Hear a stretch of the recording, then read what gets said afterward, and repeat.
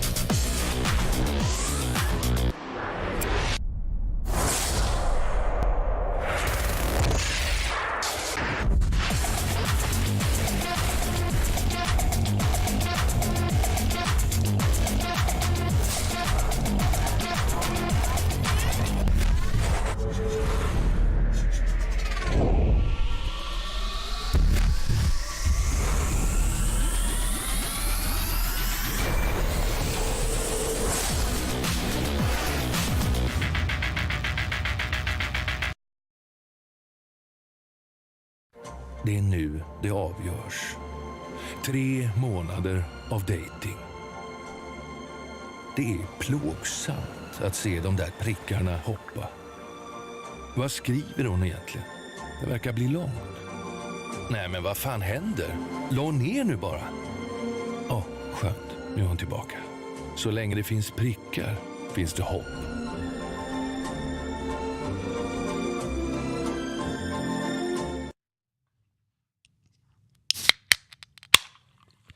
Welcome, ladies and gentlemen, to another King of Nordic production here with IESF, the qualifier for this Saturday in League of Freaking Legends. Yeah, and you've been preparing this for like at least 5 minutes, right? Yeah, I'm so thirsty. He has been like preparing this can opening for like 5 minutes. But yeah, here we are. My name is Cromwell, and tonight here with me is Jonathan, aka...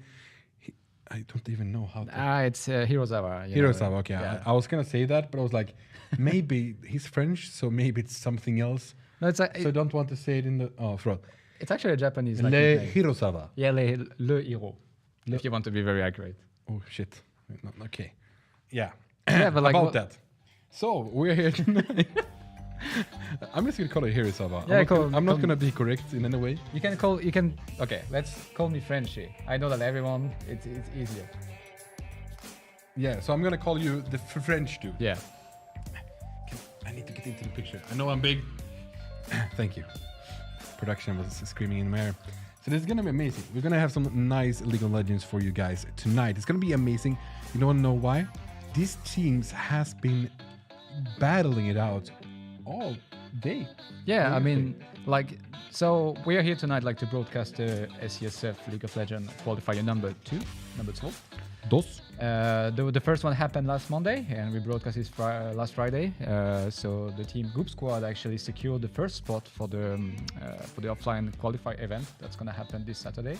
And today we have actually kicked off the second qualifier round 6. So the teams have been competing since now, and we have right now 2 teams ready to play the final. Yeah. So what is IESF? Can you like do a short introduction what it is, and like so people that come here to the channel that usually watch CSGOs on the Fridays, so they understand what's going on? Yeah, like it's actually important to introduce. So the IESF qualifier is the Swedish qualifier for the IESF World Championship. So IESF is the international esport federation, and they organize every year a world championship, and they ask all the countries, all the federations that are under their rulings to organize and handle national qualifier. So fortunately for the second year, they have been trusting SESF and IESF have both been trusting ESEN and King of Nordic to bring to you guys these events. So here we are, and the team that is gonna qualify today is gonna face Group Squad next Saturday for the offline and the closed qualifier starting 1 p.m. on Saturday, kingofnordic.com on Twitch. And the winning team from this offline qualifier will simply represent Sweden in Taiwan in November at the World Championship from IESF. It's actually crazy when you think Which about is, it. like it's really big because you go to Taiwan, compete for your country. The honor is everywhere, and you get some nice prizes if you win over there. Yeah, they will. The prices are like the prize money hasn't been announced, but I think that what's the most important is the pride. I mean, you go to Taiwan, you're gonna wear your national jersey, you're gonna represent your country, and not only on League of Legends, but also on CS:GO for the team that's gonna qualify on CS:GO, and on Tekken 7 for the player who's gonna qualify for Tekken. So it's actually very, very huge. Like it's a once in a lifetime opportunity. Yeah, and one of Valhalla Vikings that's playing tonight did actually meet the group squad the last time. We haven't talked about the teams that are qualified for tonight, but yeah, you're right. Like we're gonna broadcast a match between the Valhalla Viking and 10 Stick Strix. High five, man. I've been practicing. He has been practicing that for 5 minutes. I've been practicing just before we went live. I didn't so it's actually the Valhalla Vikings. We saw them and we followed them last Friday. Yeah. So they went through the evening and then ending up at 3 a.m. They unfortunately lost against the group squad 2-1. So we have players like Queen, Skaden, Royal, Unforgiven, and Bravado. We know how competent they are. We know how skilled they are. But what's interesting here is that they're gonna face a team. So the team 10 Stick Strix probably doesn't ring a bell to you guys, but for those who followed the IESF qualifier last year, the team is composed by KRP, Stenboss, Ifdiv, Klingan, and Entest. So 3 of these players out of 5 played last year and qualified for the World Championship in South Korea. Oh, and in Busan. How did you say it? Sten? Sten? How did you pronounce it? I don't know. Stenboss? Stenbosse. Stenbosse. Sorry, Sten. Sorry, like. Yeah, I actually know people from this lineup. I don't like follow the Swedish that much, but I've seen some of them stream League of Legends. Since I did stream it maybe a year ago, I had like my own little tournament and stuff like that. So I recognize some of these names. So it's gonna be fun for me to see them battling out, since I know people from both sides. Yeah, it's gonna be fun, and also I feel like we're gonna have a very close match. Those teams are very equal on paper. Of course, the Stick Strix, that's how I'm gonna call them, have maybe a bit more experience because they have been, as I mentioned, they have been playing last year already. They know like the format, they know the pressure. They won the offline event. They went to South Korea and performed quite well. I think they ended up 6th from 5th to 8th. I mean, overall, so they had a good run. But very interesting matchup, like equal teams between Diamond 1 and Low Master level from both of these teams. So it's gonna be very interesting. Yeah, and what I know about Valhalla Vikings is that they are pretty new. They got started this year with their team, the eSport team. Do you know how long that lineup has been playing? I do not really exactly know for how long they have been practicing together, but the thing that I know is that they are followed by a German coach. So this German coach has a lot of expectations and he believes in this lineup. So it is a young lineup that I know, and we might see more of them in the very near future. So it's a team that actually we're probably gonna hear again about. Yeah, it's gonna be amazing matches. As the analyst guy, I'm just the face, I'm the voice, but he's the brains over here. So that's gonna be amazingly coming out. If I'm the brain, oh my god. So there's something like our partners. Yeah, we've been talking about what the players we're competing for, so the spot for Taiwan and everything. But we have also stuff for you guys at home. We have 2 contests going on during the entire evening. Yeah. One on Facebook and one on Twitter. So you guys can win amazing stuff. So on Facebook, it's a 1+ contest, and you can actually win a leather bag, which is really, really nice. Look at this bag. Yeah. I want to wear this, even though I would look like if I get a wig, I would look like a fat lady. But you will look awesome. I think it's so slick that I could actually wear it as a man as well. Yeah, because I've always been the backpack kid. The backpack kid. No, honestly, I had the chance to see that bag, and it's actually very good quality, and it's an amazing bag, and I would definitely wear it. No problem at all. So the only thing you guys have to do to win that is to go on our King of Nordic Facebook page, find this post, and put in the comment #SESF 2018 and comment which mobile game you would like to see becoming a proper esport title in the future. So it's quite of like an interesting question. It's so feel free to just comment and like give us your. If you want to sway me, it's Fortnite. We were talking about mobile game. I'm not talking about Fortnite technically. But Fortnite just got released yesterday. You're right. On Android. So yeah, that's actually a good point, guys. You can actually put Fortnite in the comment and. Yeah, it works. It works. And we have also a second contest on Twitter. Ooh, another one. And this second contest is brought to you by Telia, and you guys can win an amazing like Swedish jersey. And the only thing you have to do, same procedure. You go on King of Nordic. You find us on our Twitter, King of Nordic on Twitter, and you type and comment #SESF 2018, and you mention us which LOL character is the one you prefer. Ooh, which and why you tried? Yeah, and why? Which League of Legends character would you play, or champion is called in? Champions are. I like Ezreal and Kai'Sa right now. These are my two favorite champions. But I think we have like examples coming from the pressure. Yeah, exactly. So my favorite LoL character is, I know that Ashe, easy and fun to play, and it's actually understandable. It's also one of the oldest like character in the game. So I think I started to play League of Legends with Annie and Ashe. Those were my two main characters. So yeah. Good example. Oh, there's another one. Yep. From Faday's LOL.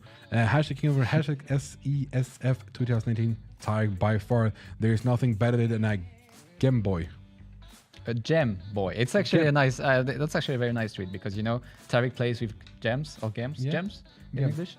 Yeah, gems. So that's his particularity. So gem boy, Game Boy. Yeah, it's actually a very nice. My favorite. Yeah. Like, because many some of you guys out there know what my one-trick pony is, and I play Poppy a lot. I have every skin to Poppy. Did you start to play Poppy before she got reworked, or? Yeah. Remember the like invincibility ultimate? Yeah, but I like the new one as well. In the beginning, at least, when you had the shield coming a lot fast, Yeah. Because they did nerf it a bit, so you don't get the shield as much, but you still can stomp some people going full AD. And I will be honest. I was a huge fan of the like first Poppy, the one that like targeted one enemy champion. You could only get like damage by this particular champion. Unfortunately, she was never played competitively because she was too restricted. She didn't have like a complete kit or kite. So then they reworked her. Now she works perfectly fine both in the jungle in the top lane. She has she has an amazing ability to disengage the team fights with her new ultimate. So I understand the rework, but still I'm the kind of guy that like is a bit grumpy and says that it was better before. Old guy here. Yeah. I'm actually older, which is funny. Yeah. Really? I think so. Yeah. So so what's the next point? Because I don't actually know the schedule. Like the second point is actually we are waiting for. I'm giving like a quick update, guys, about the situation. So there is one team, so the 10-stick Strix, who just ended up their game like 10 minutes ago. So they have had like 3 games before. So some of the players went, for a quick like bio break. They went, drinking, eating some quick sandwiches and stuff like this. They informed us that they will be back soon. 2 players are still missing, and as soon as they join the lobby, we will start the first match of this best of 3 because we didn't mention it, but it's a best of 3 tonight. So but it's not only like the only SESF qualifier that we have left. No, because is it tomorrow, right? Yeah, it starts tomorrow. Tomorrow there's another qualifier. If you go to kingofnordic.com, you can actually join that one as well if you want to compete, but it's not for League of Legends. It's gonna be for Counter-Strike Global Offensive, which is something that is amazing as well, because CSGO is like one of the oldest esports that we have, or Counter-Strike overall. So go out to kingofnordic.com, join up, have fun with it, because like everyone can enter. That is Swedish, of course. If you're Swedish. Yeah. But you're gonna have fun. Like, take your pals with you, even though might not be global elite. You can still join and have fun and drink some clean drinks and be awesome. Yeah. You mentioned one point that we forgot to bring up was this event, of course, are restricted to Swedish participants because it's a Swedish qualifier, and that just reminded me that like for the contest, guys, unfortunately you can only participate. So for the bag and the jersey, you can only participate if you're an European resident, because we cannot ship outside of the European borders, unfortunately. Just wanted to. But Europe is pretty big as well. Yeah, no, definitely. But like I'm saying, if we by chance have viewers from Brazil, first of all, hola, and ¿Cómo estás? and unfortunately, like you guys cannot like enter the contest, because even if you win, well, unfortunately, we won't be able to ship the stuff to you. It would be cheaper to just send them the money for buying a bag or buying this jersey over there, printing it themselves. But yeah, guys, you can also contact us and send in some tweets if you want to send in some love for any of the teams like that you're rooting for, who you believe is going to win. Go to Twitter and hashtag SESF 2018 and send in some tweets. Tell us what maybe you're drinking tonight, what you are doing like overall, and if you guys are having fun. Yeah, we will display your tweet and we will read it exactly like Supislol just did. Yeah. So my favorite champion is Rise, no doubt. I just love the diversity he brings and that everyone underestimates his damage. So that's actually very, very interesting, because Rise is one of these champions that has been there in the meta since I think season 2. We've seen him I think at every World Championships. He has been reworked. He has been like modified a few times. It's already there. It's kind of like a safe pick for all the. I get the feeling that players got used to that champion, and it's a safe pick. It has a great mobility with his new ultimate. He has a shield. He has the extra move speed. He can clean fairly easily, with the stack of the runes and everything. So I would say that I personally never underestimate Rise, because I know how. It's a slow champion. Okay, you need to farm up your tier of gold. Your tier for the first 20 minutes before you get a pool of damage, but overall, he will. If you give him an opportunity, he will deal the damage. Rise will find his damage and will end up first or second in the damage board at the end of the game. So yeah, I personally never underestimate Rise, and I think no one should. And we've seen actually last Friday, 3 out of the 3 games we had, Rise was banned all the time. So it's actually something that the teams have been afraid of, which is nice. I think it's a high priority pick or ban depending on against who you're playing and if your mid laner is confident on the champion.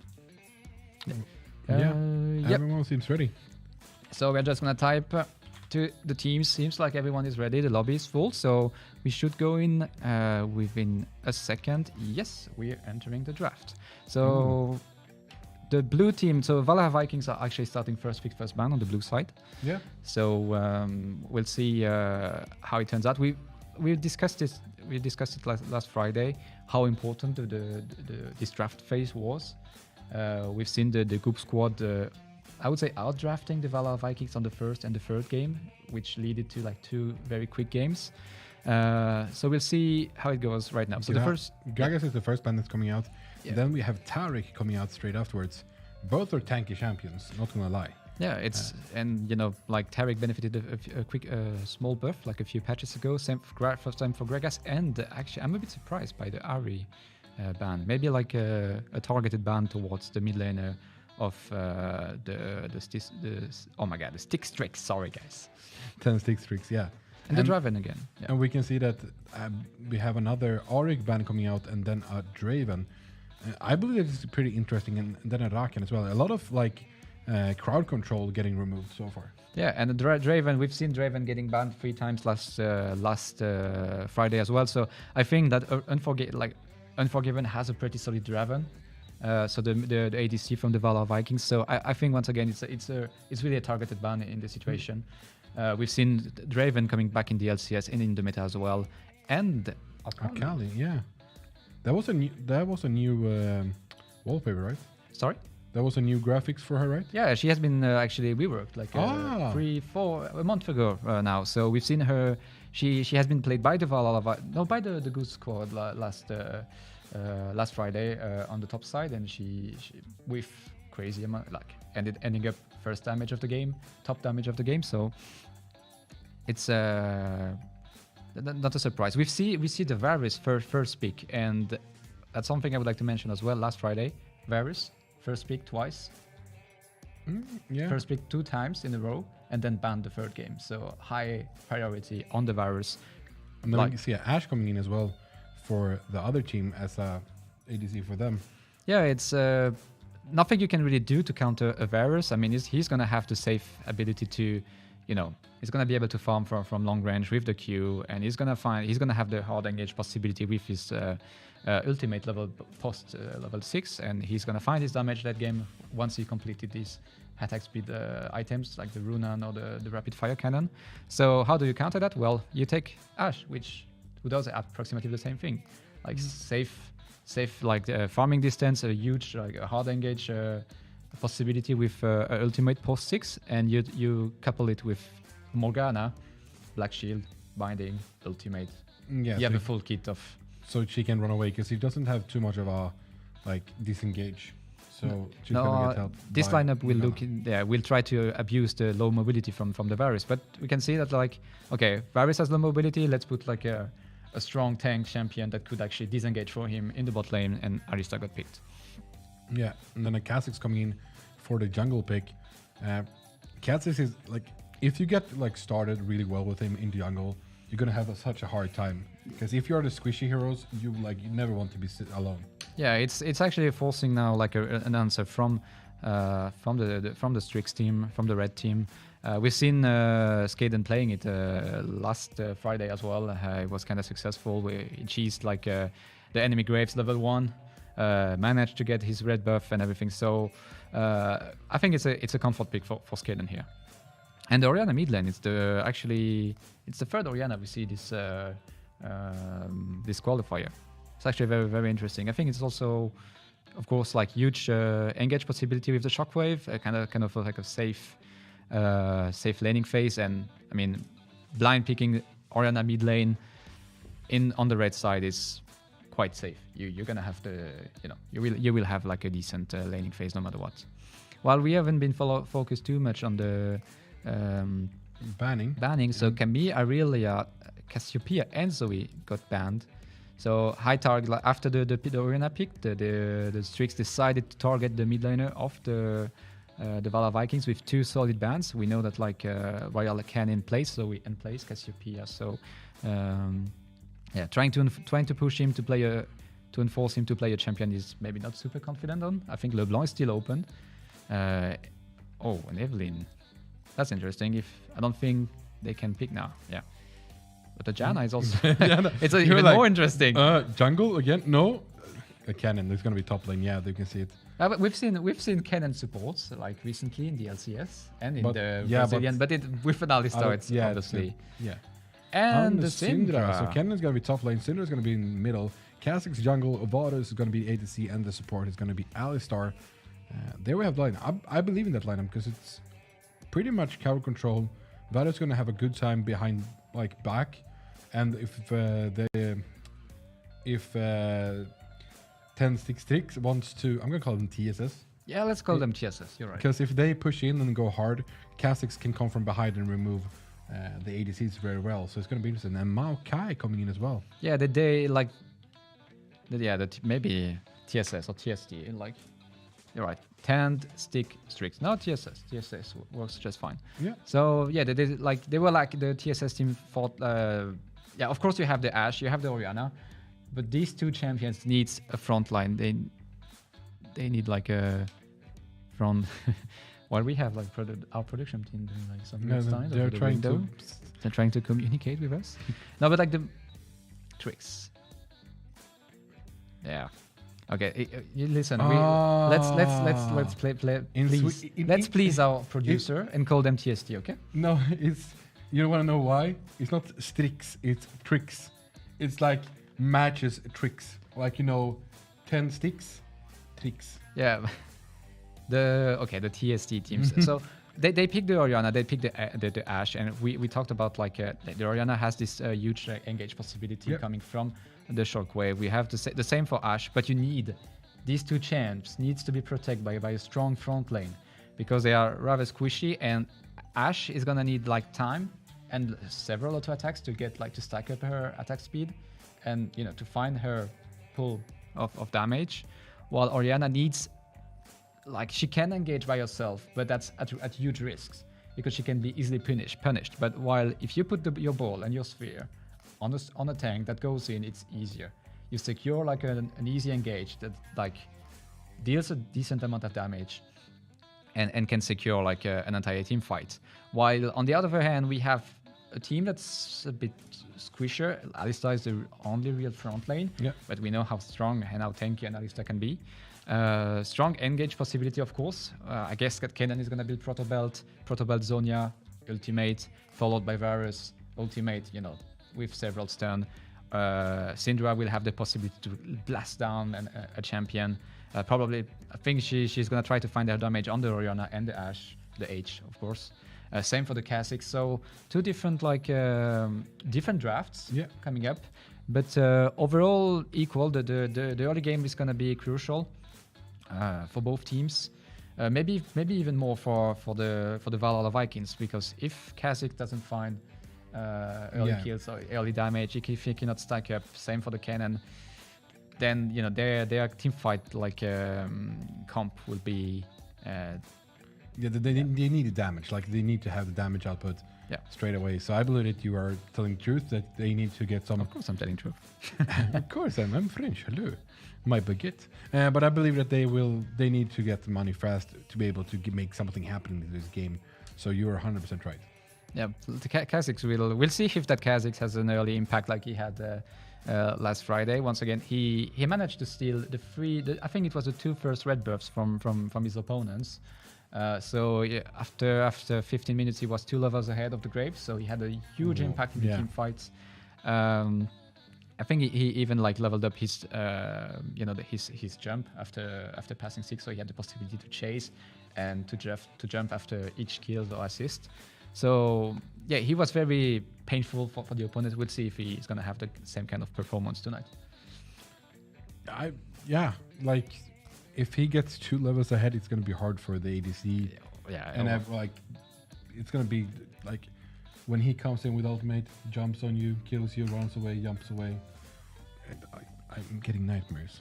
and the black shield from Morgana is not going to help out too much, because we're not talking about like a jungler that needs to land like any CC or anything. It just jumps on you, goes through full black shield, because it's dealing mainly physical damage and true damages. So it's gonna be interesting. I think it's a high risk, high reward pick coming from the Valhalla Vikings, and we'll see how it turns out. I'm actually very thrilled by lineup. We haven't talked much about Trundle. No. We got like a little nerf like 2 weeks ago, but still, I mean, easy clean, jungle clean. He doesn't take too much damage from the minions. There is also like a possibility to have a cheesy level 2 gank with the Trundle, with the pillar followed up by by his Q that procs the red buff and everything. So we'll see how it turns out. Yeah, the game has just started here in a matter of seconds, which is going to be interesting. And I do believe it's going to be very cool to see. We're trying to load in at least. Yeah, we have some quick freeze. I think it's going to be fixed as soon as the players enter the game. Not quite sure about it, but no. So yeah. But so the one who is going to be spectating tonight is actually going to be Jonathan. That is going to be giving you guys the view. He's going to be the camera for you. So if I can log into the lobby, if I can join the game. But if we 100%. But I don't understand what is happening right now. I don't think they're moving actually even the background.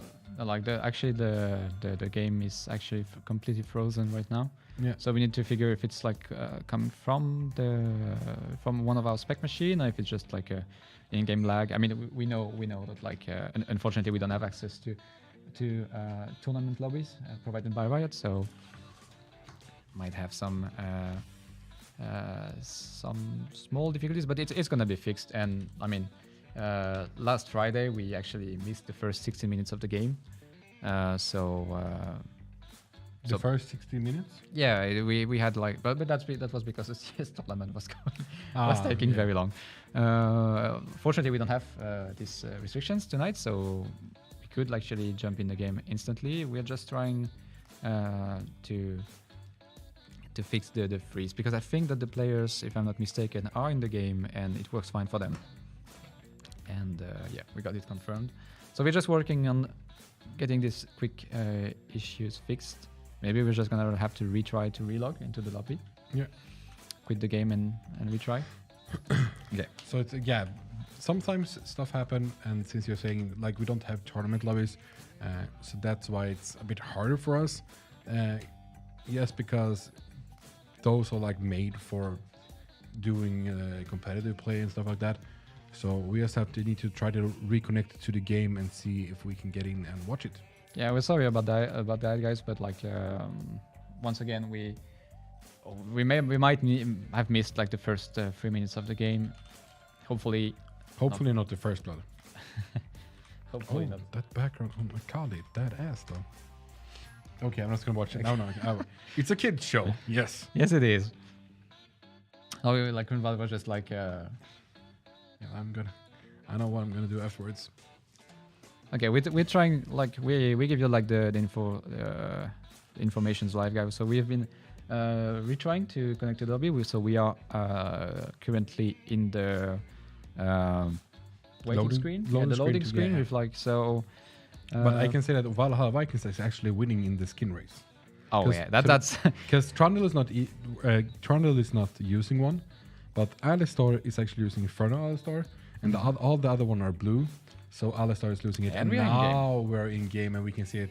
There is no first blood being thrown out so far, which is good to see. Yep. So no worries, guys. We've missed the first 20 seconds of the game, but we are back.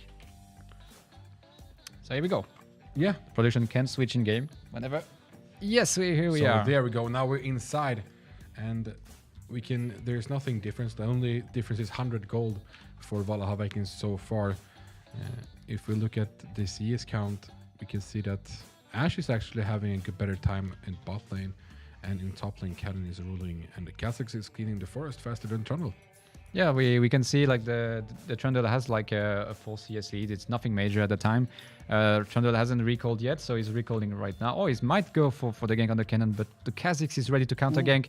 The Maokai gets in, the damage coming from the Kha'Zix, and the cannon we will have the first blood. And we were talking about like how important it was for that Kha'Zix to get his damage, to get like ahead in the game early, and that's exactly what they are doing. Great job from coming from the Vikings here. Yeah, and as you said, it's like if it doesn't work, it's gonna fall off very fast. But now we can see the ball started rolling for the Kha'Zix, so we're gonna see some items being picked up here soon for him. And yeah, he just upgraded. Like he will return. He has already he will probably upgrade his jungle item. And we were like, it was actually very.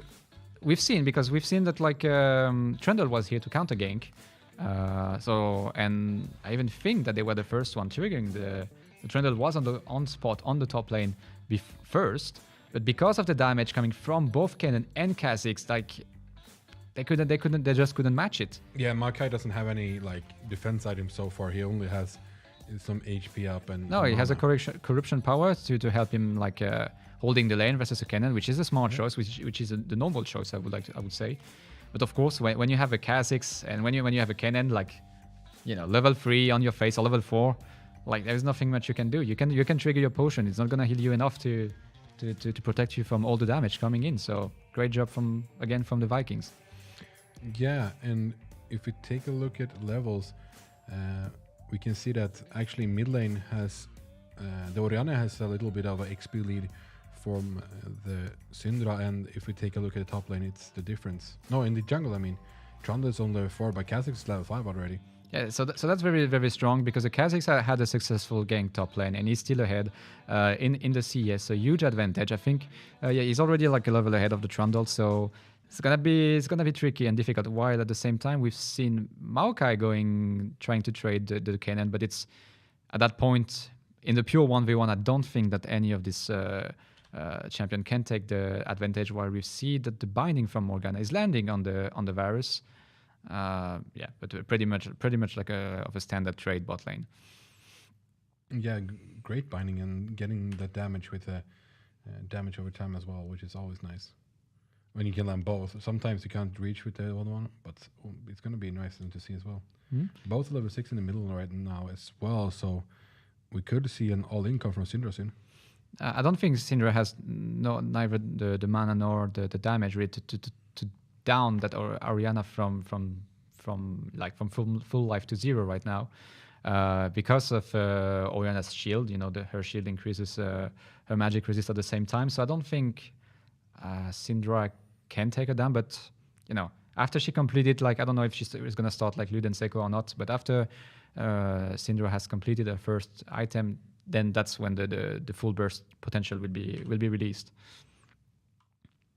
And what we see, because of that successful gank top lane a few minutes ago, Kha'Zix has been able to completely invest the Trundle's jungle and has been able to provide his mid laner with a blue buff. So that's huge. Yeah, and if you look at the CS, it's actually pretty the same everywhere at the moment. The only lead that they have is almost that. Okay, so Trundle is returning the favor to Orianna, but actually the stun from Syndra is landing. Kha'Zix is jumping up. The heal from Orianna, but it's not going to be enough now. Trundle is in a bad spot. He's followed by the cannon and the Kha'Zix, but the Valar Vikings are actually very low on HP. There is no cooldown left. So actually lots of Summoner's Burst have been used, but once again it's a second kill for that Kha'Zix and for the Valar Viking coming with 2 assists. Yeah. So it's exactly the early game they needed. Yeah, and Cannon almost caught that Trundle off guard as well. So it's some amazing plays from him as well at the same time. If he would have gotten him closer in the ultimate, getting that stun off fast, it would be a really good for him. And we are just trying to fix the in-game sound at the moment, guys.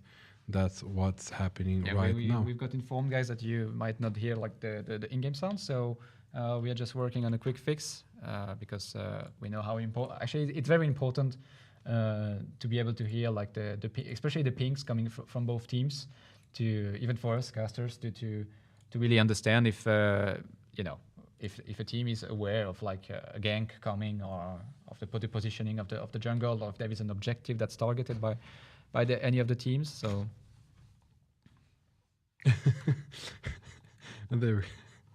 while our producer is just destroying everything. Yeah, our producer can't really. He's not getting the mouse to work as well. Well, we have the game in the background for you guys, so we can tell you right now that nothing is happening. So there is no crucial objective that has been targeted. We have a standard top lane, mid lane, and bot lane farming up. We'll keep you informed, and we're gonna try to return in game as soon as possible.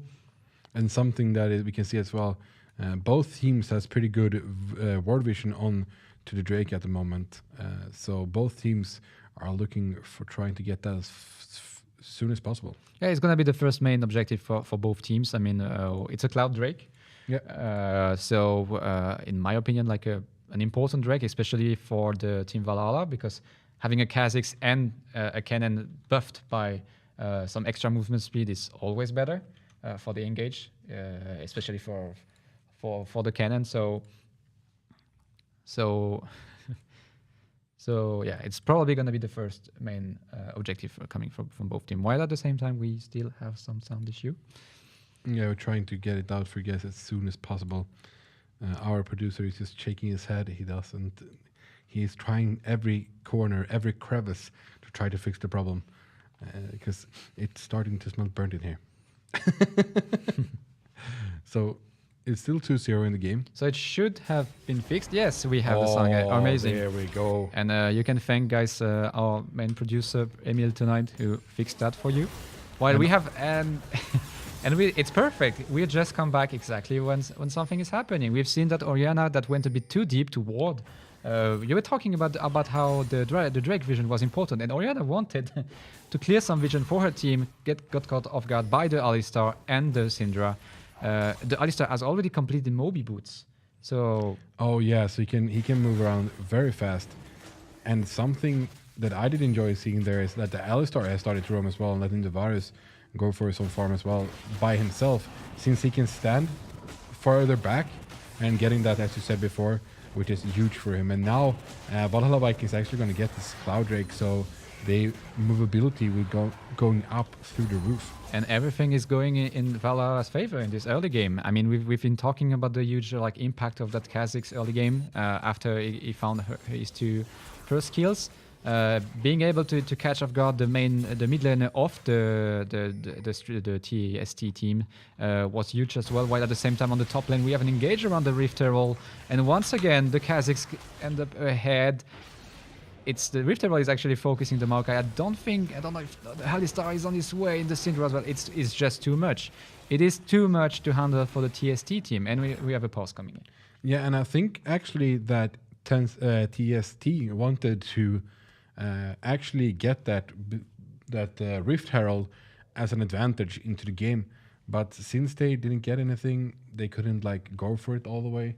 And when they saw that they were there, they move out, go for the first kill onto the Trundle, which was huge for them, and then to get the Maokai as well, and both of them, just making the lead higher. And that's actually very scary for the TST team, especially since those 2 characters have to be your front lane.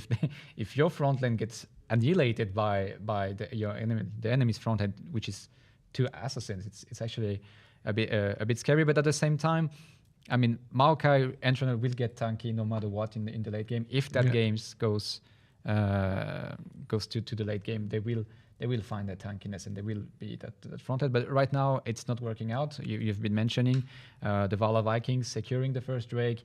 Maybe a bit of some frustration coming from the TST, saying, okay, they took the Drake, they have the kills, they have the money lead. We need to react. We need to answer. Let's try to set up a Rift Herald. Unfortunately, getting caught off guard by both Alistar, Syndra, and the Kha'Zix.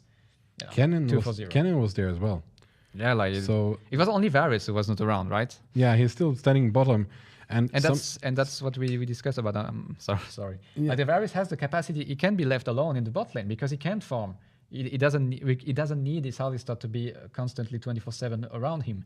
So actually, he can free his support because of the pick. He can keep up the with Ash's farm. He's gonna be a bit ahead in terms of XP because he's gonna get all the solo XP, and yeah, so that frees Alistar who can roam and secure kills for the rest of the team.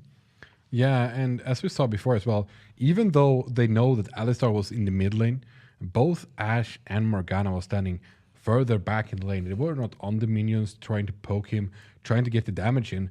They let him farm as well, so... But they cannot prevent him from not farming. No, so everything is just going in his favor at the moment. Yeah, we were talking about once again about how important it was for the Kha'Zix to get ahead, for the Kennen as well. Kennen was, because of the matchup, because it was facing a Maokai, obviously he would be ahead in the early game. And we discussed about this safe ability from Varus to farm and everything. And Alistar completed because Morgana could be a very good roamer as well. But because of the early pressure applied by the Valhalla Vikings, it's Alistar who actually finished the Moby boots first and decided to roam around. Alistar was present in the kill on Oriana that led to the Drake a few minutes ago, and now he's around the Rift Herald, assisting his kill into the 2 kills that they got. And we are back in game. Yeah, and you can see that they are getting the Rift Herald here in the matter of seconds, and I get that Kha'Zix is going to get this buff as well. So he's going to be able to push out a lane later on when he wants to apply pressure on that lane as well. So we see the Varus is a bit behind in terms of CS. He's roughly 15 15 SCS behind the Ashe, but that's at this point. Oh my God, they engage from the Ashe, but instantly cleansed by the Varus. We haven't mentioned that, but there is no heal on the Varus. It's a cleanse, so a cleanse. Sorry, with the English accent, it's better. It's a cleanse, and the cleanse did hit it very well, made it so he could move out. Completely, but the Morgana did miss her skill shot as well, so I think that was a panic shot from her because she couldn't like connect it for him.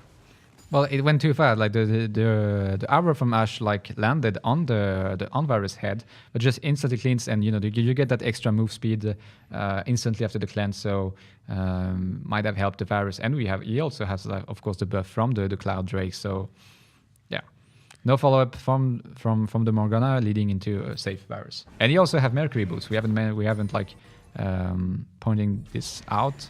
Yeah, it's because that Morgana damage that can be put out as well with it's Morgana reduce the tenacity will help him like getting away of the bindings if he gets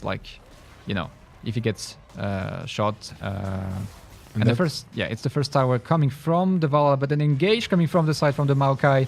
The Trundle is following up the shockwave, not enough to burst down that Kha'Zix.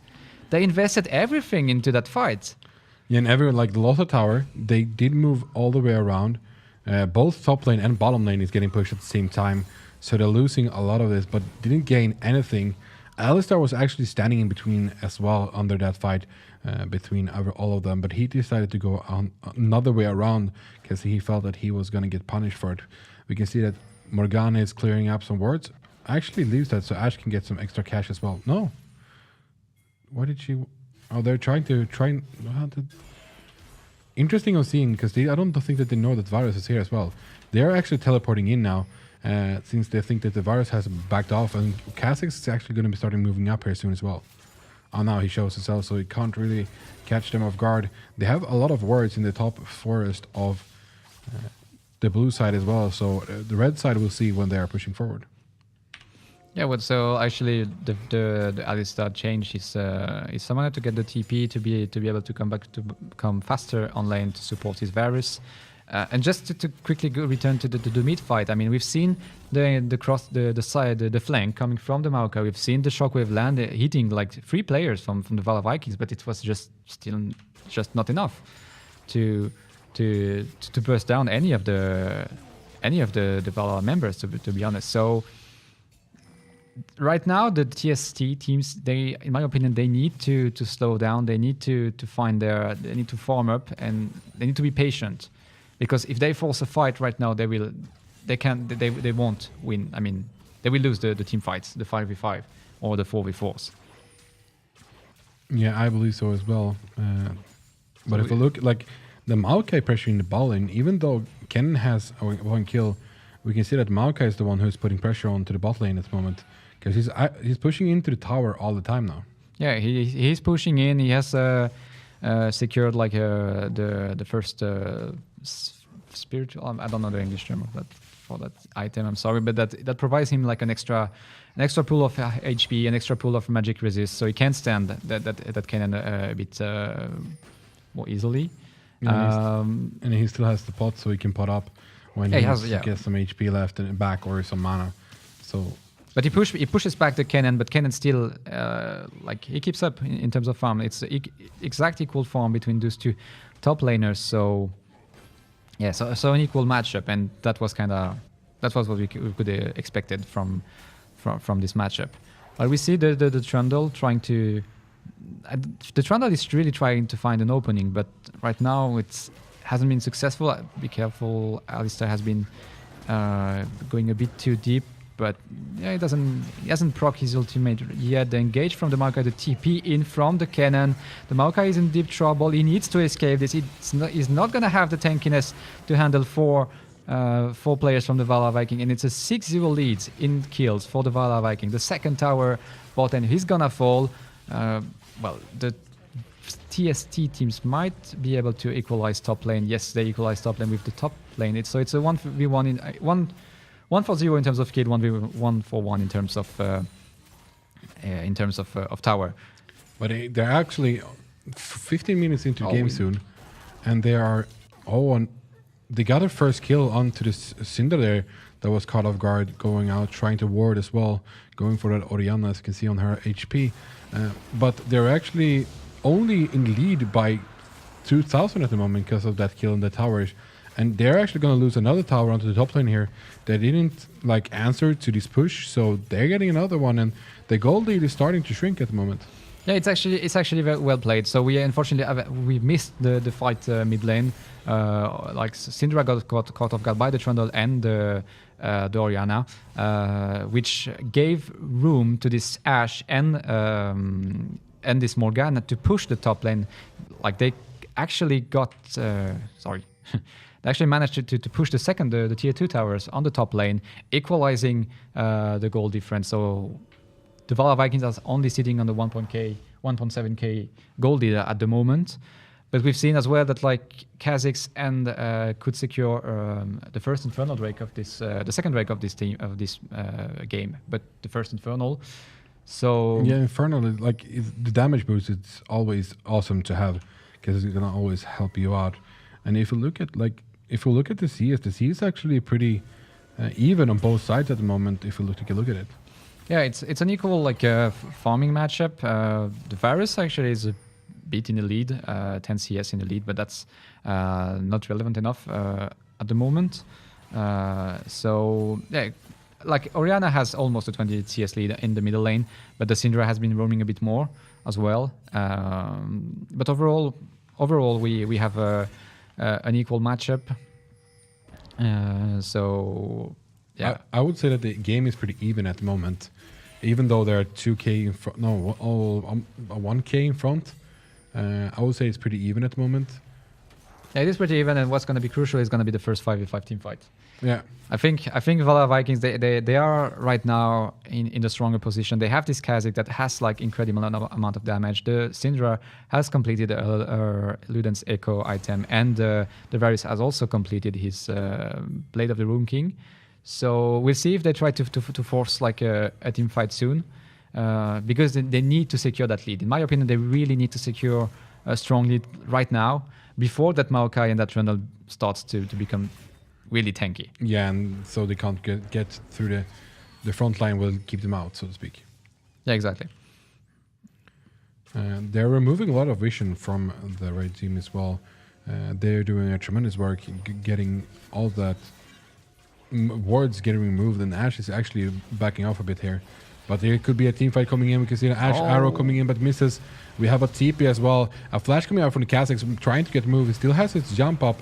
The Kha'Zix is going into back and he wants to destroy that Ashe. He's not finding the damage. The cannon has coming from the side, landing like an ultimate on 3 players. And actually, the team fight is turning in favor of the Valhalla Viking once again. It's a double for the cannon, while at the same time Syndra secured a solo kill.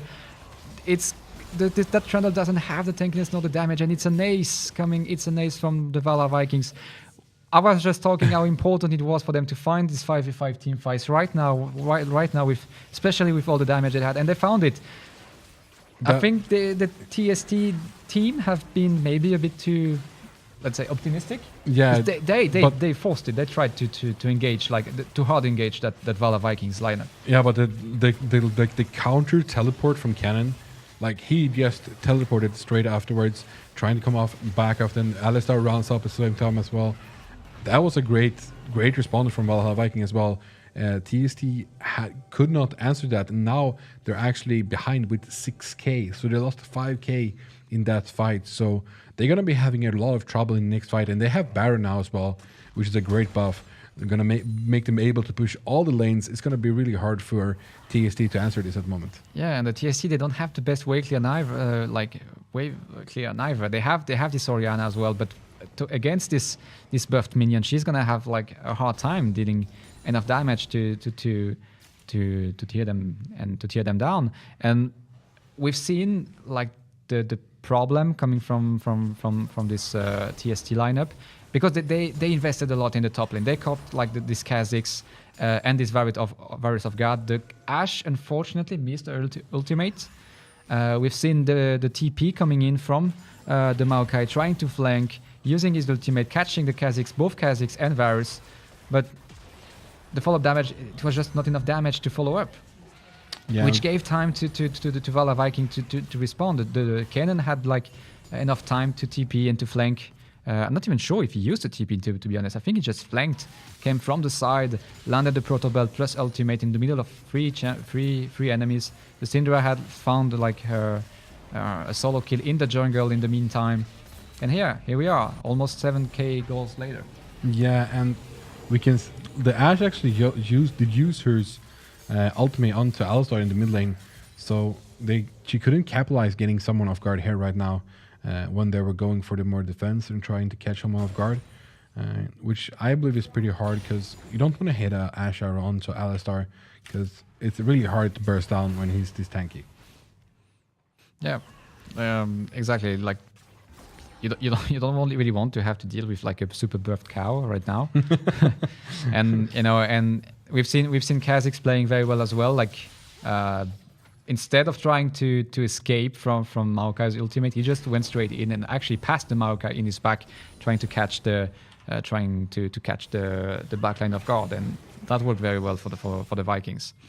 So Baron Burf has been secured and will be up for like another 30 seconds. It's the third tower that will be taken under like this Baron's Burf. We have now like almost an 8k lead in favor of the Valor Vikings, and once again, this tier 3 tower and inhib tower will be very difficult for them to secure because of the lack of wave clear. Yeah, and the Baron buff still has around like 45 seconds to go, or 30 seconds to go, so they can put on some pressure, trying to get some damage onto these towers at the base as well. Cannon is actually pushing in middle lane at the same time, so they're splitting up splitting up the team.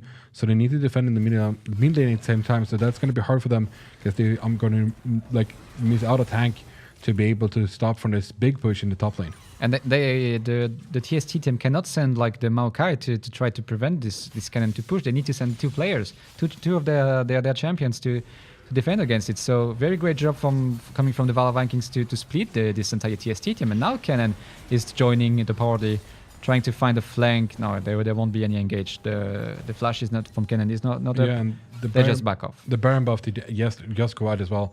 That's why they're backing off. And we can see another Cloud Rake has been like selected as well, so they can go for the second Cloud Rake. It was going to be really much harder for the TST team to be able not to come off guard. And it's another blue buff denied from this Orianna, and we know how like mana dependent and blue buff dependent Orianna is, especially in the situation where she is the one that has to wave clear for an entire team. So right now the Valor Viking, they're taking everything they can, and it works just fine for them. And if you look at the levels at the moment, we can see that Morgana is one level behind Alistar, and the ADC Ashe is actually two levels behind. So the XP is on top at the moment. One level on behind is the Trundle, and 2 levels Maokai is behind the Cannon as well. So the XP lead is so high at the moment as well. So they are getting everything at the moment. I can't see at the moment, I don't see that the TST is coming back anytime soon, because they're going to be having an uphill battle from now.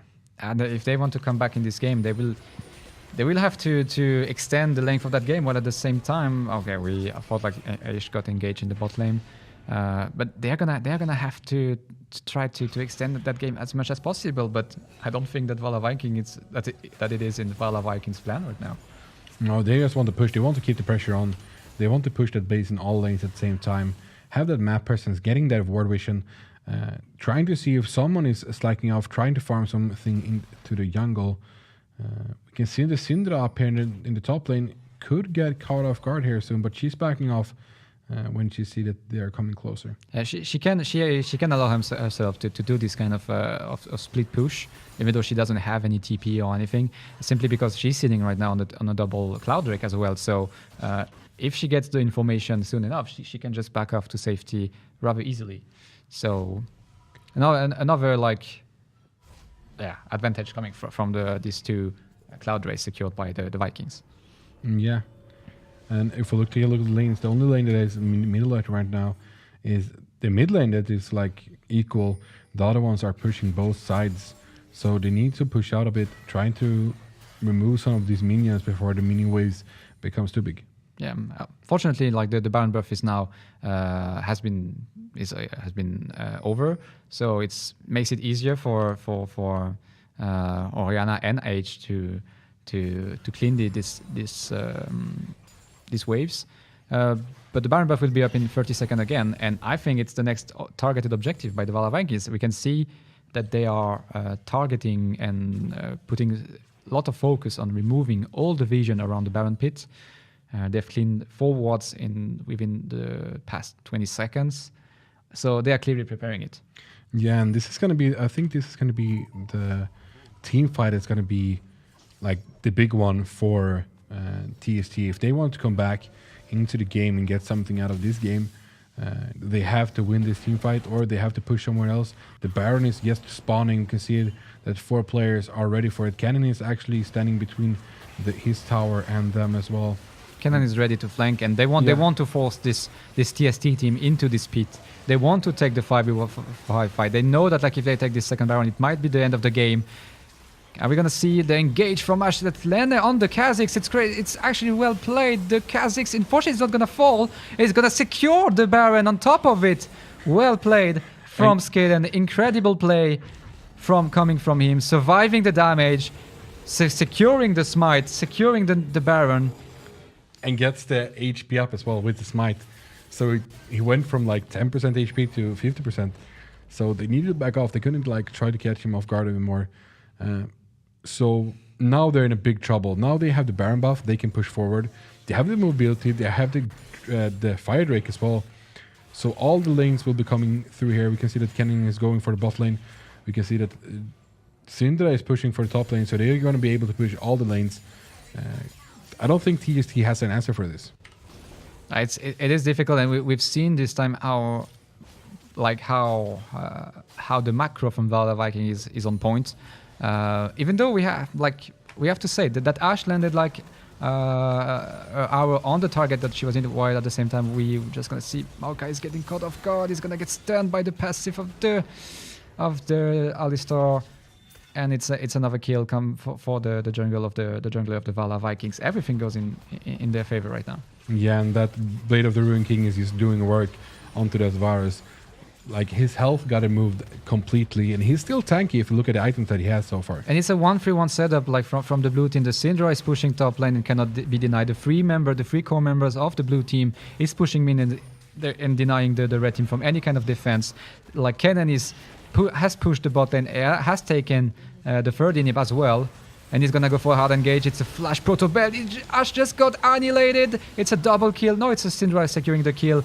The Trundle is gonna fall again. It's just too much damage. It's not just too much CC, and it's actually the surrender coming from the TST team. 17-1, almost like 17k goals ahead.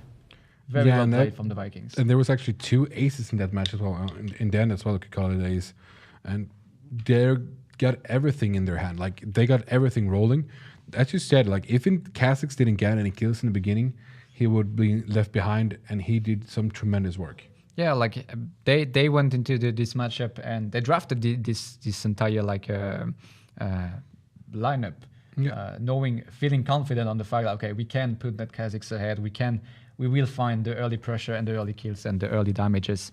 And it worked. They've just applied the strategy to almost to perfection. So very great game, very clean game as well from the Valor Vikings. We haven't seen many like micro mistakes coming from any of the player. The decision making was very strong and very clean as well. Like okay, realizing okay, we are ahead. Let's try to force a fight. Let's try to force a Baron. Let's try to force like a Drake. See how the enemy team is reacting. Clear all the vision. Prevent the Maokai to flank with the TP. So they executed almost perfectly their game plan. Yeah, and like 2 players that I want to say made a game. It was of course the Kha'Zix moving around getting those kills, but I want to say that actually the Alistar did some great work as well, because he started to roaming and helping out the Kha'Zix, getting those kills, getting the other players to get kills as well. So great work by him. Yeah, and if we we have a quick overlook onto the damage dealt. The Syndra has been dealing. Yeah, we have like a fly in the studio. She wants to be in the broadcast as well. Let her be. She wants to be in the broadcast, and we have if we can have a quick look. 4 players for like we have been highlighting like Kha'Zix a lot with his damage, but as you can see, Syndra has been pulling out almost the double. Yeah, but she wouldn't have been able to pull out the damage if it wasn't for Kha'Zix and Alistar. Like the kill that she got when Alistar did jump up onto Orianna when she wanted to remove the vision of the red team or the blue team. So those guys made all the damage because of them. Yeah.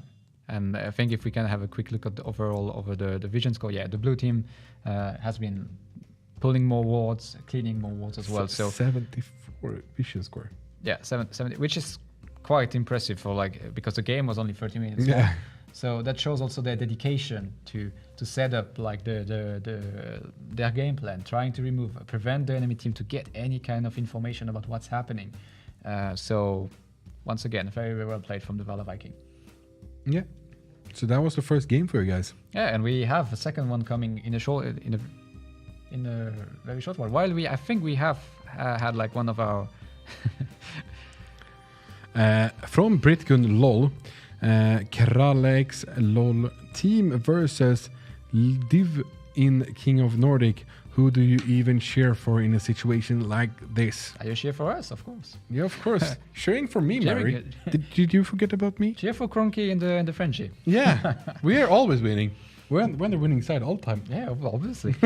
No, but like, yeah, don't forget, guys, if you want to be featured on the show and if you want to communicate with us, you can just type it like hashtag SESF 2018 on Twitter, and we will display your tweet like the one we just had from Mary, our beloved caster who casted with us last Friday. Yeah, and you guys did a tremendously good work. Thanks. Even though I was kind of sleeping everything when I was watching, because I was so tired after the tournament I was playing, it did look great. No. And we have like even more greatness coming up. Like we have the second map between the Valor Vikings and the TST team coming up just after the break.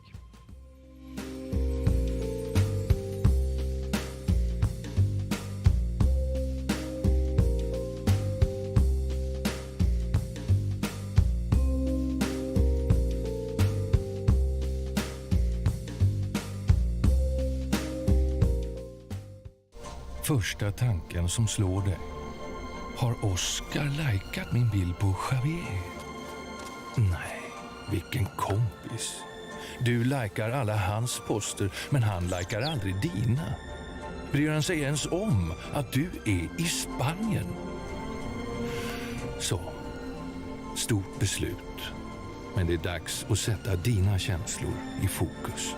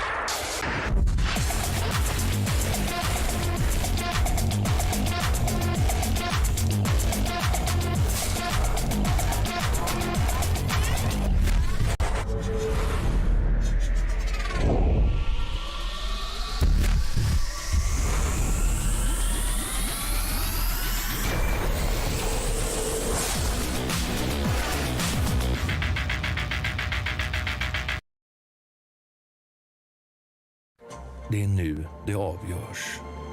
3 månader av dating. Det är plågsamt att se de där prickarna hoppa. Vad skriver hon egentligen? Det verkar bli långt. Nej, men vad fan händer? La ner nu bara. Skönt. Nu är hon tillbaka. Så länge det finns prickar finns det hopp.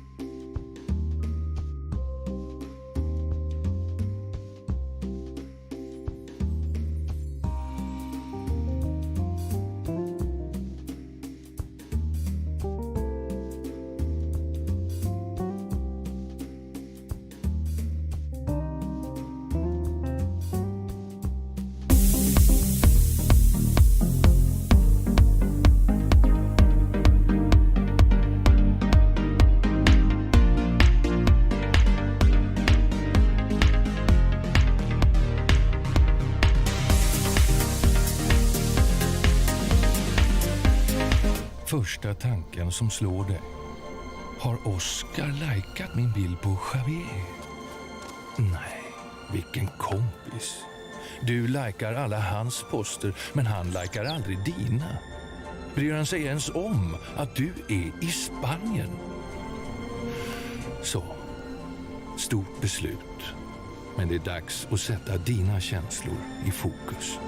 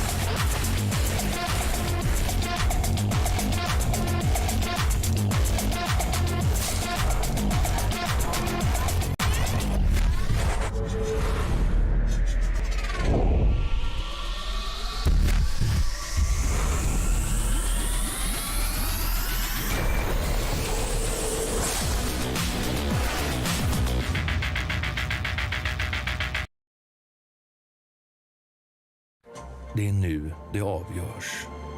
3 månader av dating. Det är plågsamt att se de där prickarna hoppa.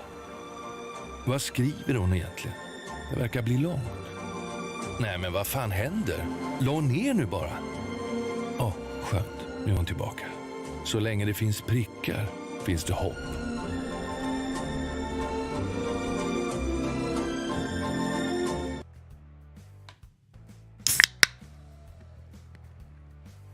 It's so strong. Oh, there we go. So yes, guys, you prepared this a second time. Of course. This entire break has been dedicated to find like the perfect angle and the perfect way to open this can. This was a hard one, exotic. Like it was, didn't want to open. But we need the energy for the games from Clean Drinks as well. Yep. But the first game, the French boy. The first game was really nice. We had a Kha'Zix in the jungle, and we got some Mu Chine showing us like he was running around. Really nice to see. Yeah, I'm actually quite like interested. I'm interested to see if they're gonna go back with the same kind of draft strategy. But you have to. Yeah, I know. They want to hear you, don't they? Yeah. If they talk like this, they can't hear you very well. Yeah, you're right. So I'm interested to see if the Valor Vikings, if they will try to go for the same kind of strategy. Now these two teams, they have been facing each other for like the first time, so they probably know a bit more about their direct opponents. So we'll see. I think in this situation, it's the TST teams that has to come with like some kind of counter picks. They have to be able to set up their own like gameplay, their own like game plan. Because previous game has been Valor Vikings execution from A to Z. Yeah, and I believe that now that they have their first win, as you said, they could go for the same kind of play again. But I believe that they're going to be switching it up. I believe that they're going for a more sustained game because they don't have to go for like a crazy amount of damage game, early game that they have to win. Now they can go for something more secure for a long term that they can win the game with. You're talking about the Valor Vikings here. Yeah, like they could. I believe that they will go for that, and I believe that. I think TST is actually going for something more aggressive now because I think that they want to get the ball in their court again. Well, they have to take. They are the teams. The TST team has to take risks right now. While you're right that the Valor Vikings. I don't want to say that they can take it a bit more chill, but at least, they know, okay, if we get outdrafted or outpicked, or if they surprise us with, I don't know, a Teemo top and a new jungle, and, Heimerdinger, Brand in the bottom lane, that would work once, but probably not twice.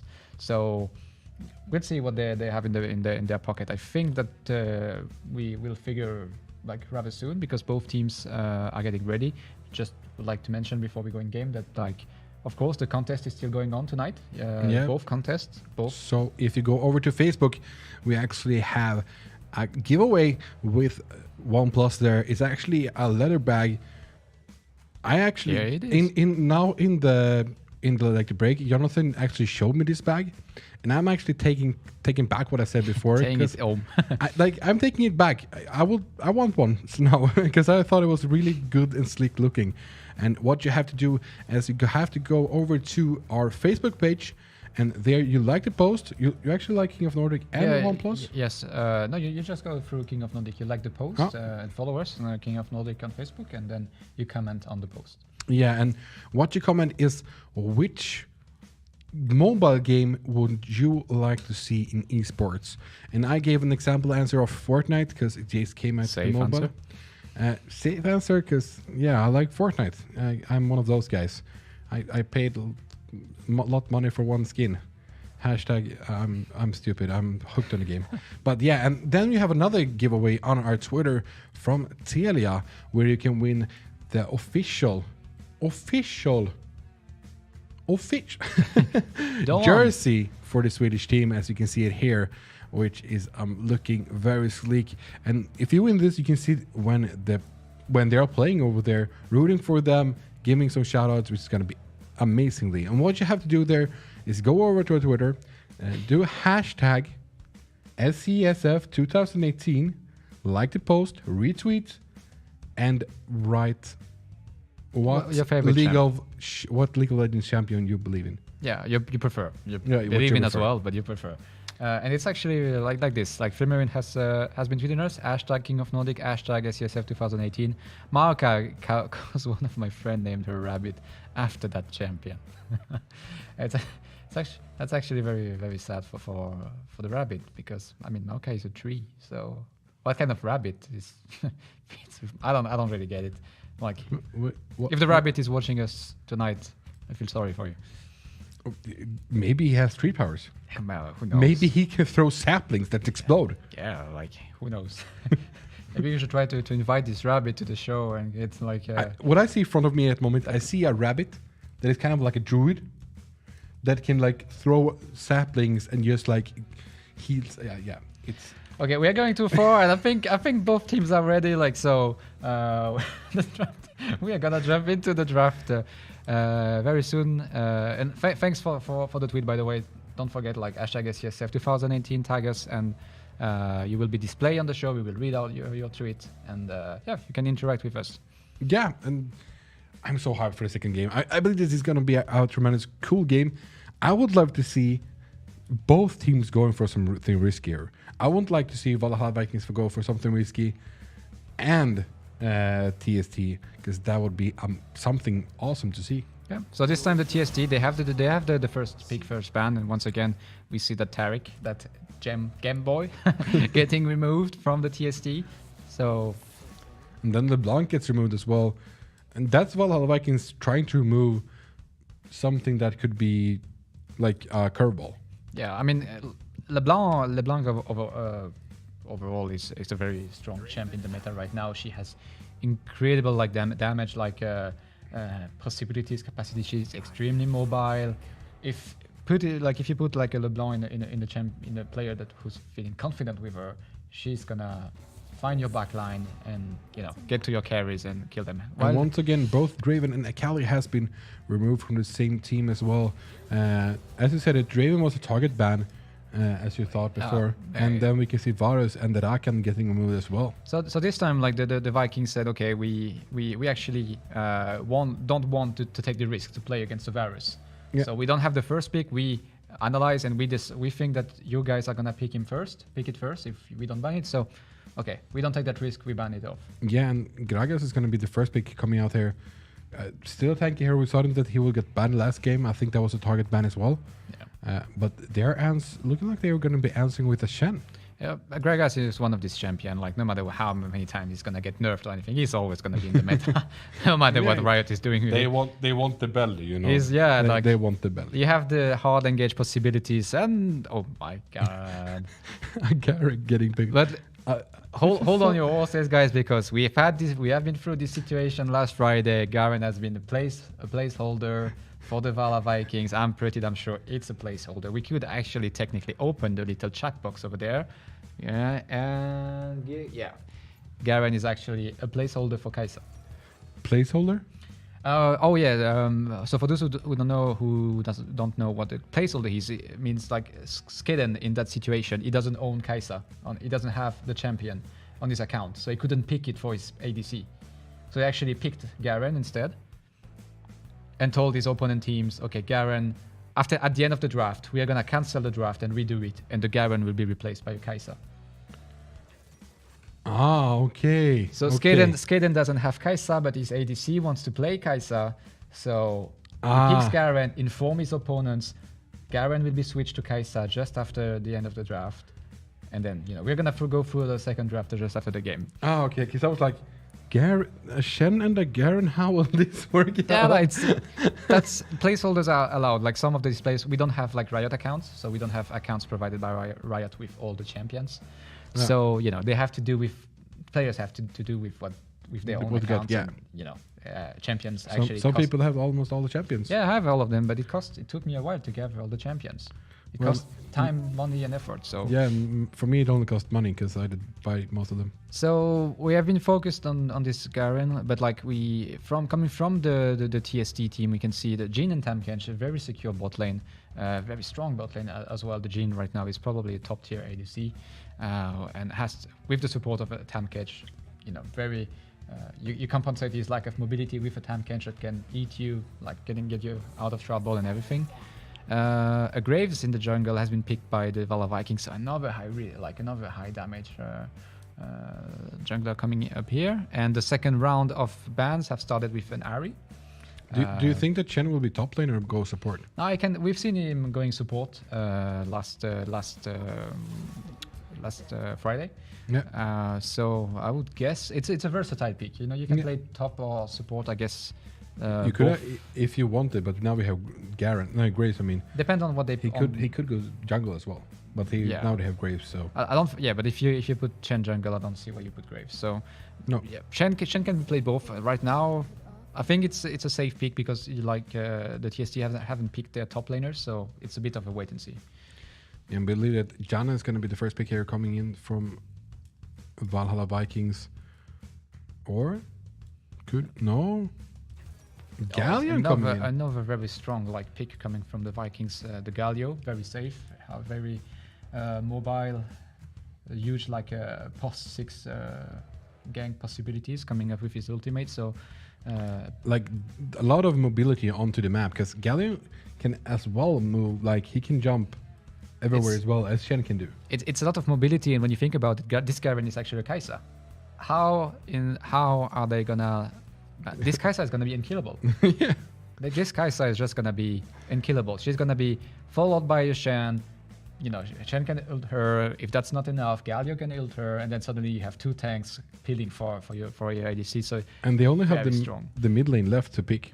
Yeah, they have the mid lane pick to pick. Yeah, exactly. While we see a Shogath and a Ryze. So we've been talking about the Ryze. Ryze has been left open, so very strong champion, lots of damage, huge mobility post 6 with his ultimate, a bit less before, until then, of course.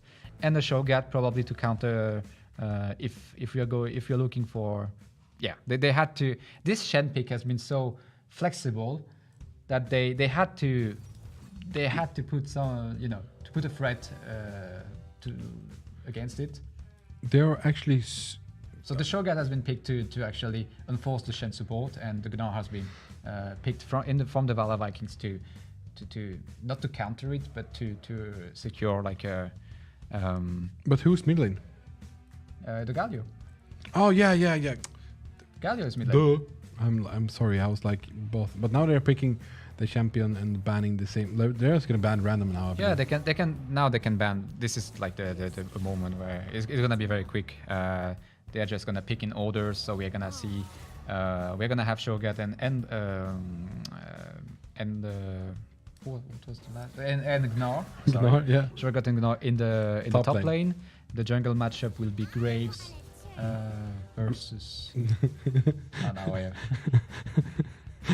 will figure soon it's enough. It's gonna be Graves versus Gragas, of course. Gragas, yes, and then we're gonna have in the mid lane. We are going to actually have this is a memory game because we can't remember. In the mid lane, we're gonna be having Galio versus. Help me. versus Nunu. No, versus Rice. Yeah, well, of course, versus Rice. And then in the bottom, we're going to have Jin versus Jim Tankench. Kaisa and against- Tom Kench. And support was going to be Shen. Yep, Kaisa Shen versus Tam Kench. 10 points for us for remembering almost everything. Yeah, so the draft here is like kinda different coming from the Valhalla Vikings. I would say that the TST team have been drafting almost the same kind of comp. So we have the hard engage possibilities coming from the flash E from the Gragas, followed up by the ultimate. The Shogat can rupture. The Rise can TP his entire team. The Tam Cage also has a heavy a huge mobility coming from his ultimate. So yeah, a huge mobility team, I would say, post 6 with huge engage potential. Also some objective securing potential coming with Shogat's Festin. Is that an English term? What did you say? Nom nom nom nom. Fest? No, the ultimate from the nom nom from Shogat. I think it's Oh. called Festin. You mean, okay, yeah, I can't remember what it's called. You mean Feast? Yeah. Yep. While from the coming from the Valhalla Viking, the game plan is quite They're so quite simple to understand. It's peel for that ADK, peel for that Kaisa. Like dedicate all your resources to find to put her in the best conditions so she could pull her damage, go through basically the entire enemy team, go through the Shogat, go through the Gragas, go through the Rise. I mean, they're going to be so tanky. How can they get past that? Because you have so much. Here I am, attack me instead. Like their taunts, like Galio's taunt with his ultimate, Shen with his ultimate taunt as well. Gnar can just throw them away. yeah, but How can they catch them? well, here is the thing. Like, it is a pretty tanky lineup. You're right about it with the Galio, the Shen, and the Gnar. But all their damage will rely on this Kaisa. Yeah. Like, of course, Galio will deal some damage, but through an entire team fight after he has been jumping in, after he has been taunting, and after he has been throwing his Q, well, basically, he has nothing left for the upcoming 7 seconds. And it's the same coming from, same for the Gnar. He's gonna build up and stack up his passive to turn into Mega Gnar to engage, the opponent team. But after the engage has been made, there will not be that much follow-up damage. So the damage will have to come from that Kaisa and early game from the Graves. Once again, if the Graves is ahead, he's gonna be able to 1v1, almost 1v2 any member coming from the TST team. So it's gonna be interesting to follow Skedden once again. He has been very successful on that Kazakhs last game. So Seems like an explosive jungler. Like he's not taking the backlane. He always wants to be able to be present all over the map.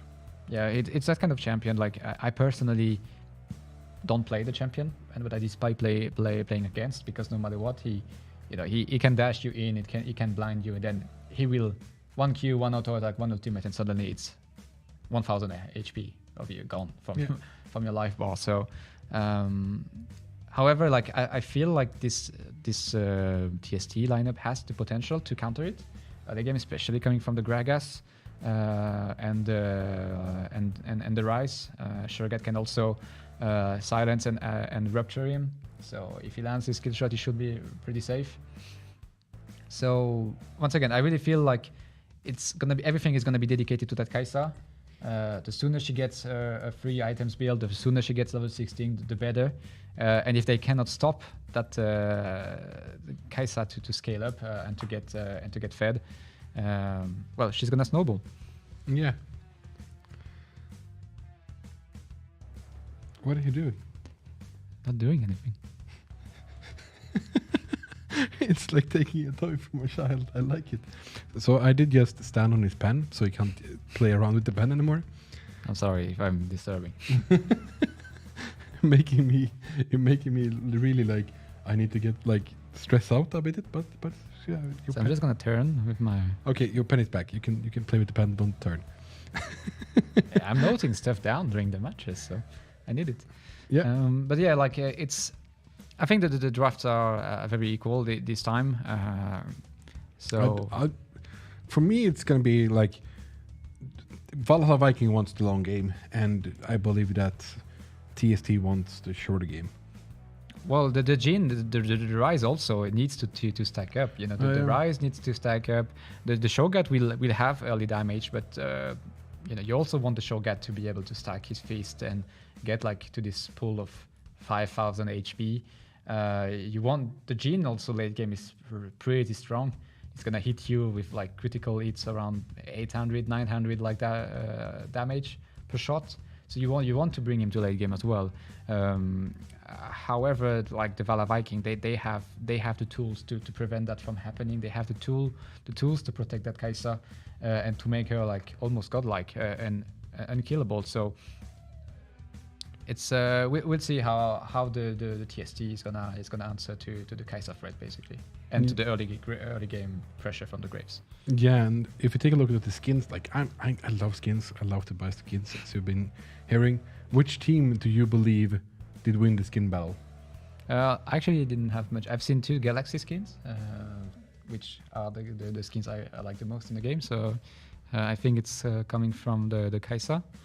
And she didn't have Galaxy skin. Never mind. It was Pulsefire Shen and the other one from Kaisa that is like spacey one. But it's exactly what I said. Yeah, but not Galaxy. Like I understand it, but you space skins you like. Yeah, I do.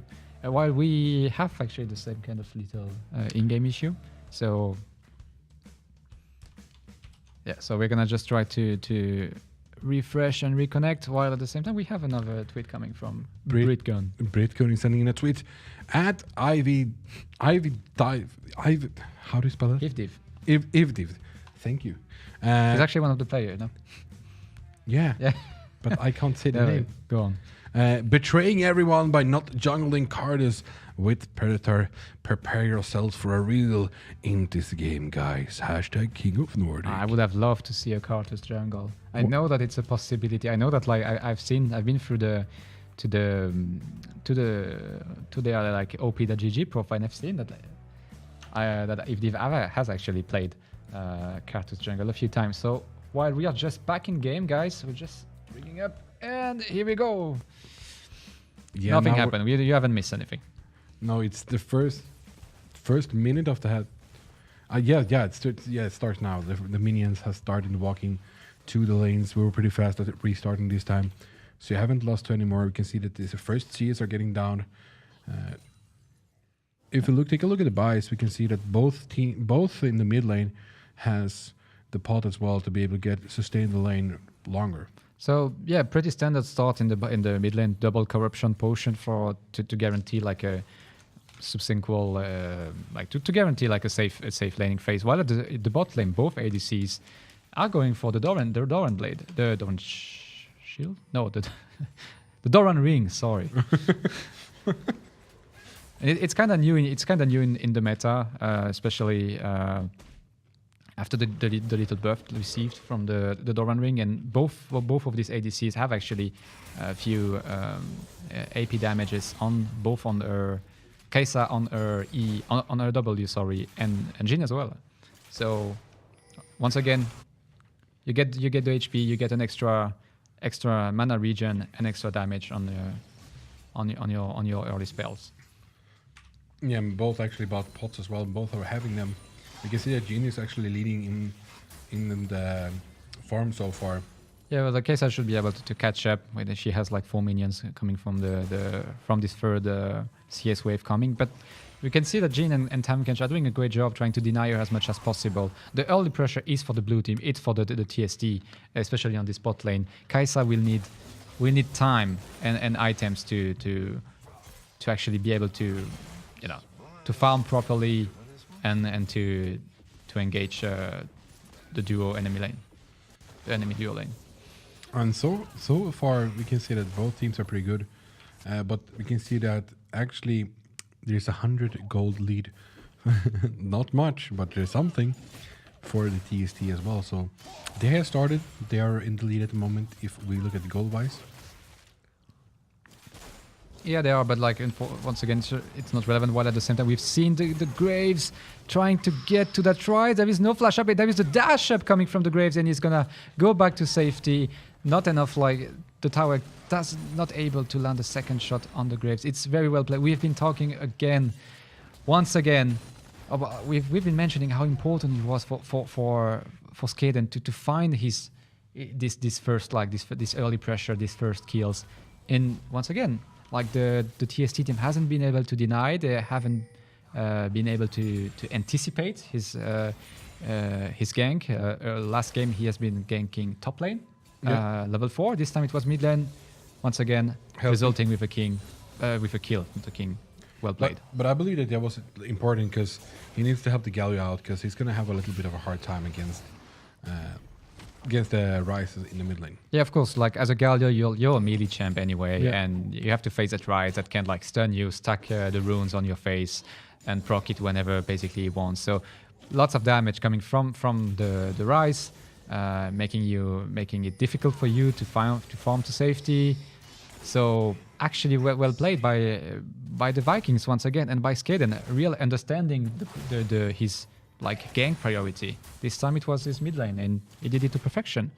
Would have been even better if he could have let the kill to the Galio, but still a kill and an assist. 1-0 for the Vikings and an early lead. Great job. Yeah. And we can see now the Galio is feeling more confident. He has been able to pick up this extra magic resist, so he's feeling a bit more secure going into this trade versus the Ryze.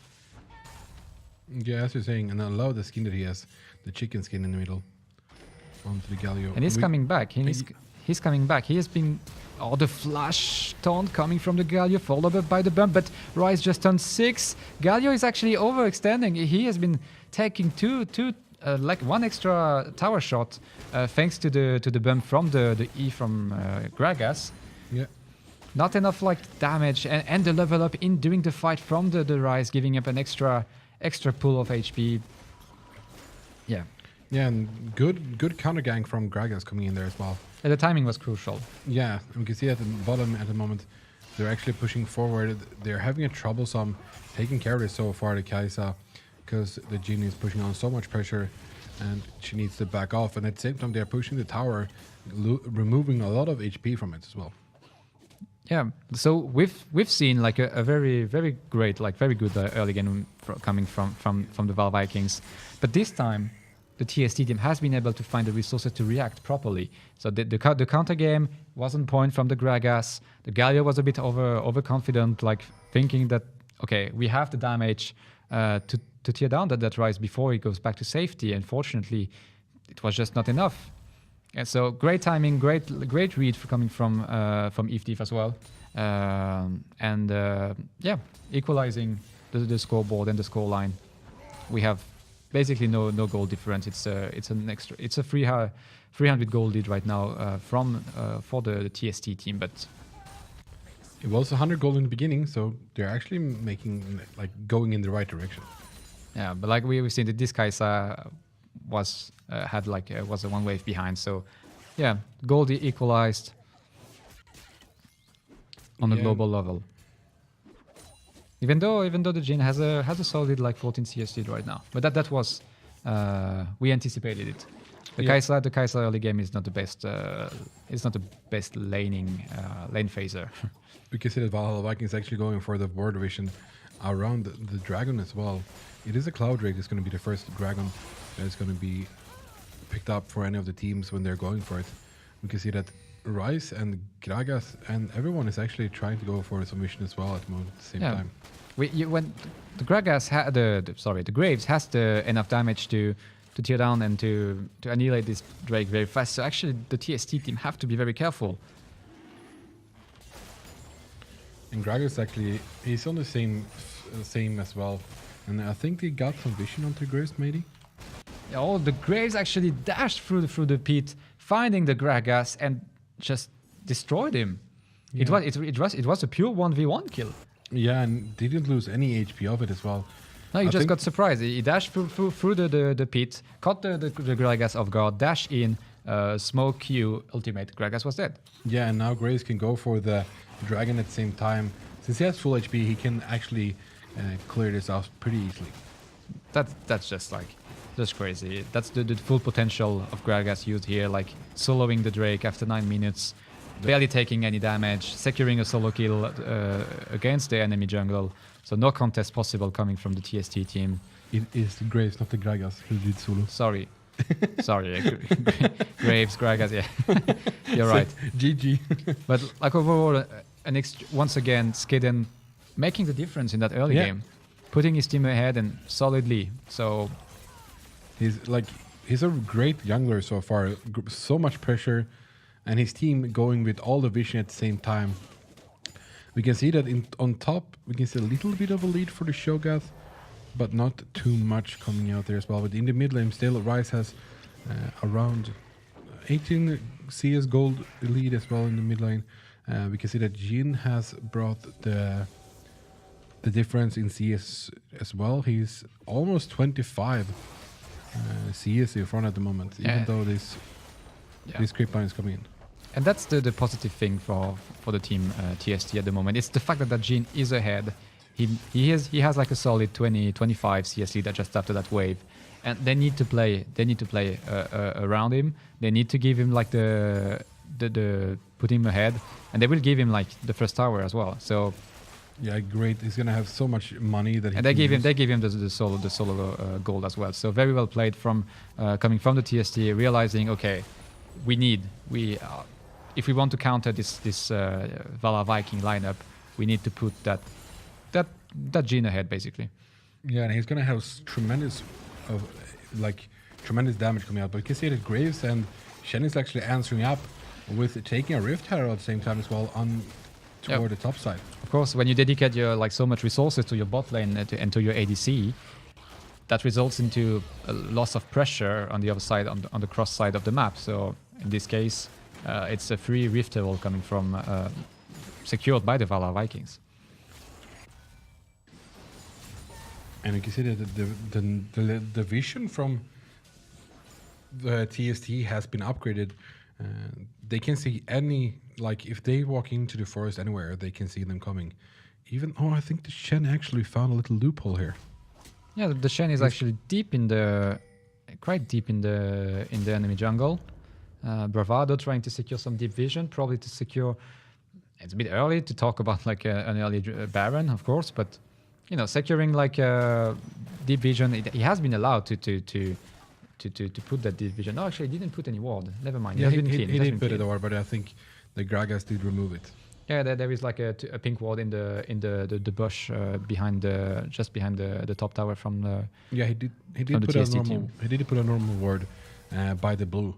So he did put it on the ward when he was running around in there. But they are actually removing all the vision backwards. It's going to be a vision they're doing great amount of removing wards everywhere. Yeah, and the swap lane has been operated by both teams. So after TST managed to secure the first bottom towers, they just decided to send Jhin and Timecatch top lane to try to push that top tower as well. Unfortunately, has been instantly compensated by the swap coming from the Vikings. We've seen here an attempt to a hard engage attempt coming from the TST. It could have worked out. Unfortunately, Shen has been able to dash away from the Gragas and Ifdiv ultimates. So everyone is safe, and the pressure has been reset all around the map right now. Yeah, and there was actually, I do enjoy a thing like the junglers are actually reading themselves very well, because Graves wanted to do a gank with Shen there, and then Gregos was there helping out and trying to counter gank, and then they disengaged. I do enjoy seeing they're reading the same way. Yeah, exactly. Both junglers seem to be on point, and I just would like to put some focus on the Jhin. 30 minutes into the game, the Storm Raise has been completed, and the mobility boots. I mean the celerity boots. So right now he deals huge amount of damage, and he's also very fast. So yeah, the Vikings will have to find a way to stop him, because this top tower will not stand long. No, they have to try to clear the waves as fast as possible all the time. But the damage gonna be inflicted by the Jhin at the same time as well. Actually doing good work here. Doesn't lose too much damage onto the tower. Yeah, the Shen of course is going to be annoying for the Jhin, like preventing him to denying him some of the autos coming from the E. Or we have that Rise might have been overextending a bit. The Graves is coming from the jungle, flashed out from the ultimate. It's not gonna be enough. He hasn't been able to escape. Here once again, we've seen like the damage potential coming from that Graves, and the Rise just couldn't stand it. Couldn't survive it. We can see the Rift Herald is coming out here in the mid lane. They're actually putting on some pressure. We can see that Tahm Kench and Jhin is coming from the top lane. At the same time, Kai'Sa and Chen could push there if they feel like it. Tahm Kench has been ulting in the back line. That we have a TP cancelled by the Gnar. This Rift Herald is not going to be able to take that tower. So actually good defense coming from the TST team, even though it costed them quite a lot. We have like the Galio is taking off Gal by the blue team. He hasn't been able to complete his TP. He cannot dash away. It's a dead Galio. Oh, unfortunately, the red buff starting to speak French. The red buff did take him, but the reload time on Jhin was too long, so he couldn't go for the finishing move. But overall, it's a good trade for the TST team. Obviously, 1-4-0. That guy, I don't really know how he ended up in that position. While the Shogun got taken off guard, he had to flash away, and we've seen like it was a full life Shogun. Yeah, when he was mid lane, yeah. I think that Galio did push with the Rift Herald. That's why he got the caught off guard. Yeah, but he pushed on the wrong side. Yeah, and we can see he went like he felt maybe that the tower was already gone. Went to the enemy jungle and got caught off guard. But it's a 1-4-0. Still, the Vikings still managed to secure that second Drake, that mountain Drake. Thanks to the early thanks to the pushing the mid lane instead when they had to back off. And the pressure that they pulled on that Shogun bottom lane. Yeah, impossible for the Shogun to try anything or to defend it. So great setup for the Vikings once again. And now they're actually going for the top push here, trying to remove the tower. Galio and Shen is here, so they can't really do too much about it. The Vikings needs to respect the fact that the Shogun still has his TP on while the Gnar doesn't. So not like they're not gonna overextend. They played safe, understanding and realizing that could turn pretty badly if they did commit too much. If they would have committed too much, yeah. It's a good pressure bot lane still, like after all this time, even though the tower is gone there. Shouldn't the Baron be up soon? The Baron will be up in 3 minutes. 3 minutes, okay. So you have the Rift Herald until 1950, and then you switch to, if it hasn't been engaged by 1950, you have the Nashor popping up at 20 minutes. Because I was cut off guard last game because I believe it.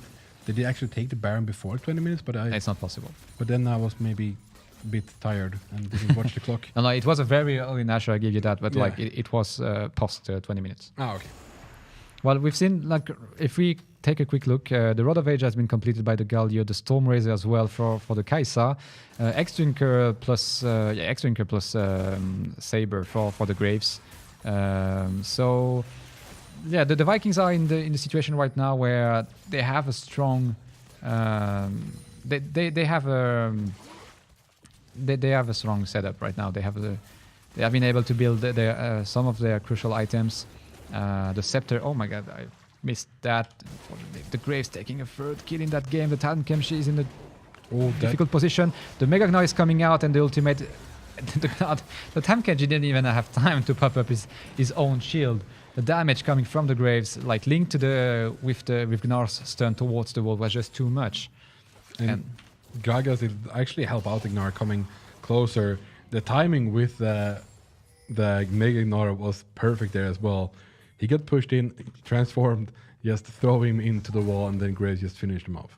Yeah, that shows like some confidence also, and into coming from Queen, because it's one of the most difficult things with a Gnar.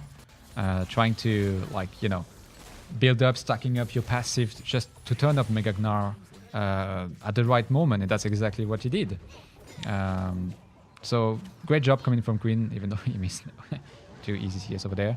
But great setup coming from Queen and Skaden once again, giving an extra 2-4-0 for the Vikings. Yeah, and something that the first tower did get removed there for the Valhalla Viking as well, and they were actually in the goal lead now, some minutes into the game. After 20 minutes, like they're starting to build up a little bit of cashes here. We can see that Graves is actually 5-0 at the moment.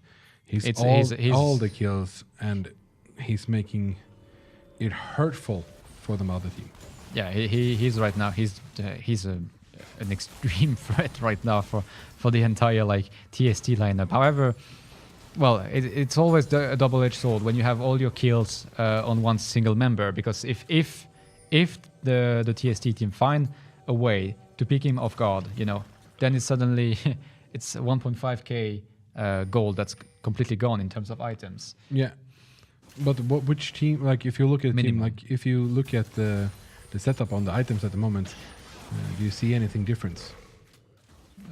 When Like you it- just I the mean, time like- can see that. No, okay, he cancelled his ultimate. I mean, like, do you see anything unusual? I mean, No, it's pretty regular and pretty basic normal itemization coming up right now. So we have actually the Jin has completed his rapid fire cannon, so an extra pool of damage coming from the TST, from the TST's ADC. They once again. Oh my god, that's exactly what I mentioned. That Graves took like humongous amount of damage and forcing the guy to sacrifice himself. The flank coming from the Gragas with the E, followed up. Oh, the flash away from the Shen, but that's not enough. The 4th shot from Jin's ultimate will take him down, and we were just mentioning it. If Graves get caught off guard, like all the damage are gone, and it is actually getting chased by the Tam Kench. Hasn't been found. It's a dead Gnar. So the TST have been trying to follow up on the Graves. Instead, they found a Gnar. yeah, from a 5-1 lead, now it's actually 5-5 in the kills. So that was a great engage coming out for the TST team, and we can see that the money-wise, they're actually equaling out now. Yeah. And a Dragon is coming up, and Nashor is up. So what they choose to do now is going to go for the objective. And it actually is a... Well, both teams after that team fight needs to reset a bit and try to get the vision game back on track. Need to clear some water and everything. But we've seen like the good flank coming from the Gragas. That Graves who took like 1 shot and 1 E from the Jin, getting like falling to half-life, and then suddenly the Graves was completely out of the fight. Oh, Nice Shen engage jumps from the in. Shen. Oh, and Galio jumps in as well with his ultimate. They are pushing forward, trying to removing the Tom Kench. Some of the tankiness from the front line is getting killed. We can see that they're taking all their steal from The Gagas at the steal. same time. From the TST. Even though they got a kill there, I believe that since it was a Fire Dragon, I believe that actually they won with that steal. They won that round. I would say it's kind of equal because the kill I think has been shared by. It was a kill and 3 assists coming from the Valhalla Vikings. But we've seen here the potential and the strength of this front line from the Vikings. The tempo possibility. You have the Shen coming in. You have the Galio ultimating you. The Gnar coming from the back lane. So we've seen how difficult it is for the TST to go through that front lane. Fortunately enough, like it's a 1-4-0, but if they can secure, oh my god, the Graves flash into the Jin, the movement speed, the movement speed was not enough, and you had the Kaisa and the Shen on your back. So yeah, Kaisa getting that kill is tremendous work, even though they got a tower there. and it's not over. No, it's over. They will be able to back off now. But like, you want the Fire Dragon. I believe that the Fire Dragon is one of the most important ones. It gives you no matter what team comp you will play, no matter like if you play a tanky lineup or if you have like a more aggressive draft, or I think the Infernal Drake is gonna be useful no matter what, because it buffs your entire team, to get tanks and ADCs and mid laners and support. So overall, it's a very solid Drake, I think. But I think overall all the Drakes are very important in the game. Yeah, some people actually tweet in, and if you guys want to contact us, send in some tweets or want to get featured on the stream, and some people just message you in game. As long as we're saying you're doing well, mate, keep it up. So he's giving you some encouraging words there. Thanks to Sang, you're one of probably the best, like no, you're the best LoL caster here in Sweden. So I really appreciate it, man. Thank you very much. Yes, so the game has been slowed down. Right now, we've seen since that Drake. Seems like both teams want to play around middle lane. We have no TP on any of the top laners, so no possibility to get like a full 5v5 team fight. The Kai'Sa goes in with the E landing it on the Gragas. Yeah, they just secure the mid lane tower, and they're just gonna rotate probably around top lane right now. Yeah, and it actually some time before the TPs come as well. Gnar is left alone. No, okay, Rice moves back now when Gnar has pushed it in. Yeah, the Valhalla, they want to put pressure around that Baron, that Nashor. They want to show that they are there. They want to clean the vision. They want to, yeah, they want to threaten basically the TST team, saying like to send some signal like, by the way, guys, we are ready for Nashor whenever. So you guys have to keep the pace. You have to continue to clean that area. Again and again and again, and you know, take some risks as well, because they need to. Of course, when you go to recover some vision around like an objective, you take some risks because you're not 100% sure where your opponents have warded, if they have a clear vision on where you are and what you're doing. So we can see that I do enjoy seeing that Jhin still has like 20 Cs in lead of the CS over the Kai'Sa as well, even though he has one more assist and one more kill. I like to see that he is still keeping up his pressure and keeping farming. And he has really completed his Infinity Edge, so it's a Jhin that's sitting on Storm Razor, Rapid Fire Cannon, and Infinity Edge at 26 minutes. Yeah, 26 minutes into the game, he is gonna deal crazy damage. But Kai'Sa has the Rage Play complete as well, so she just needs a little bit more farm, and she's going to be able to do crazy amount of damage as well. Yeah, she's going for the Nashor's tooth apparently, so which is going to grant her with like some extra movement. It's just so she is going to reach that 2.5 attack per second limit rather easily, and yeah, and our goal will simply to just auto attack as much as possible, use the full potential of a passive. Oh, that time catch is going to ward once again. I just mentioned how risky it was to go for to go for that ward, while the Q from Jhin that bounced on the Kai'Sa put her very low. She cannot join the fight. The Shen and the Galio jumps in. Oh, the Mega Gnat who's just stunning 3 members from the TST towards the wall. It's a double for the Galio. The Kai'Sa is still alive in the backline. She hasn't used her ultimate. Yes, she has right now. It's the third kill coming from the Viking, and it's another one team fight, while Jhin has been able to take Graves down. So overall, 3 for 2 coming from the Vikings. But the Valhalla Vikings, that pressure and that, like the skill shots that were hitting there, and everyone almost into that Galio ulti and everything, so good from them, like waiting for the right seconds to pull it off. Yeah, I think the Shen flashed E in, followed by Galio ultimated the Shen, which gave like a 3-man bump, followed by the flash ultimate from the Gnar, knocking 3 members from the TST team towards the wall. Was almost a perfect setup, but still, we've seen that like Jhin was able to find 2 kills for himself. But the problem was that Kai'Sa has been, she took damage before the beginning of the fight, and then she was completely untouched.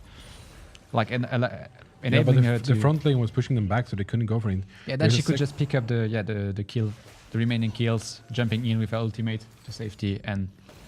Yeah, now the second round starts here for it's not a Fire Dragon. So they wants to go for this. They're trying to push forward to get it.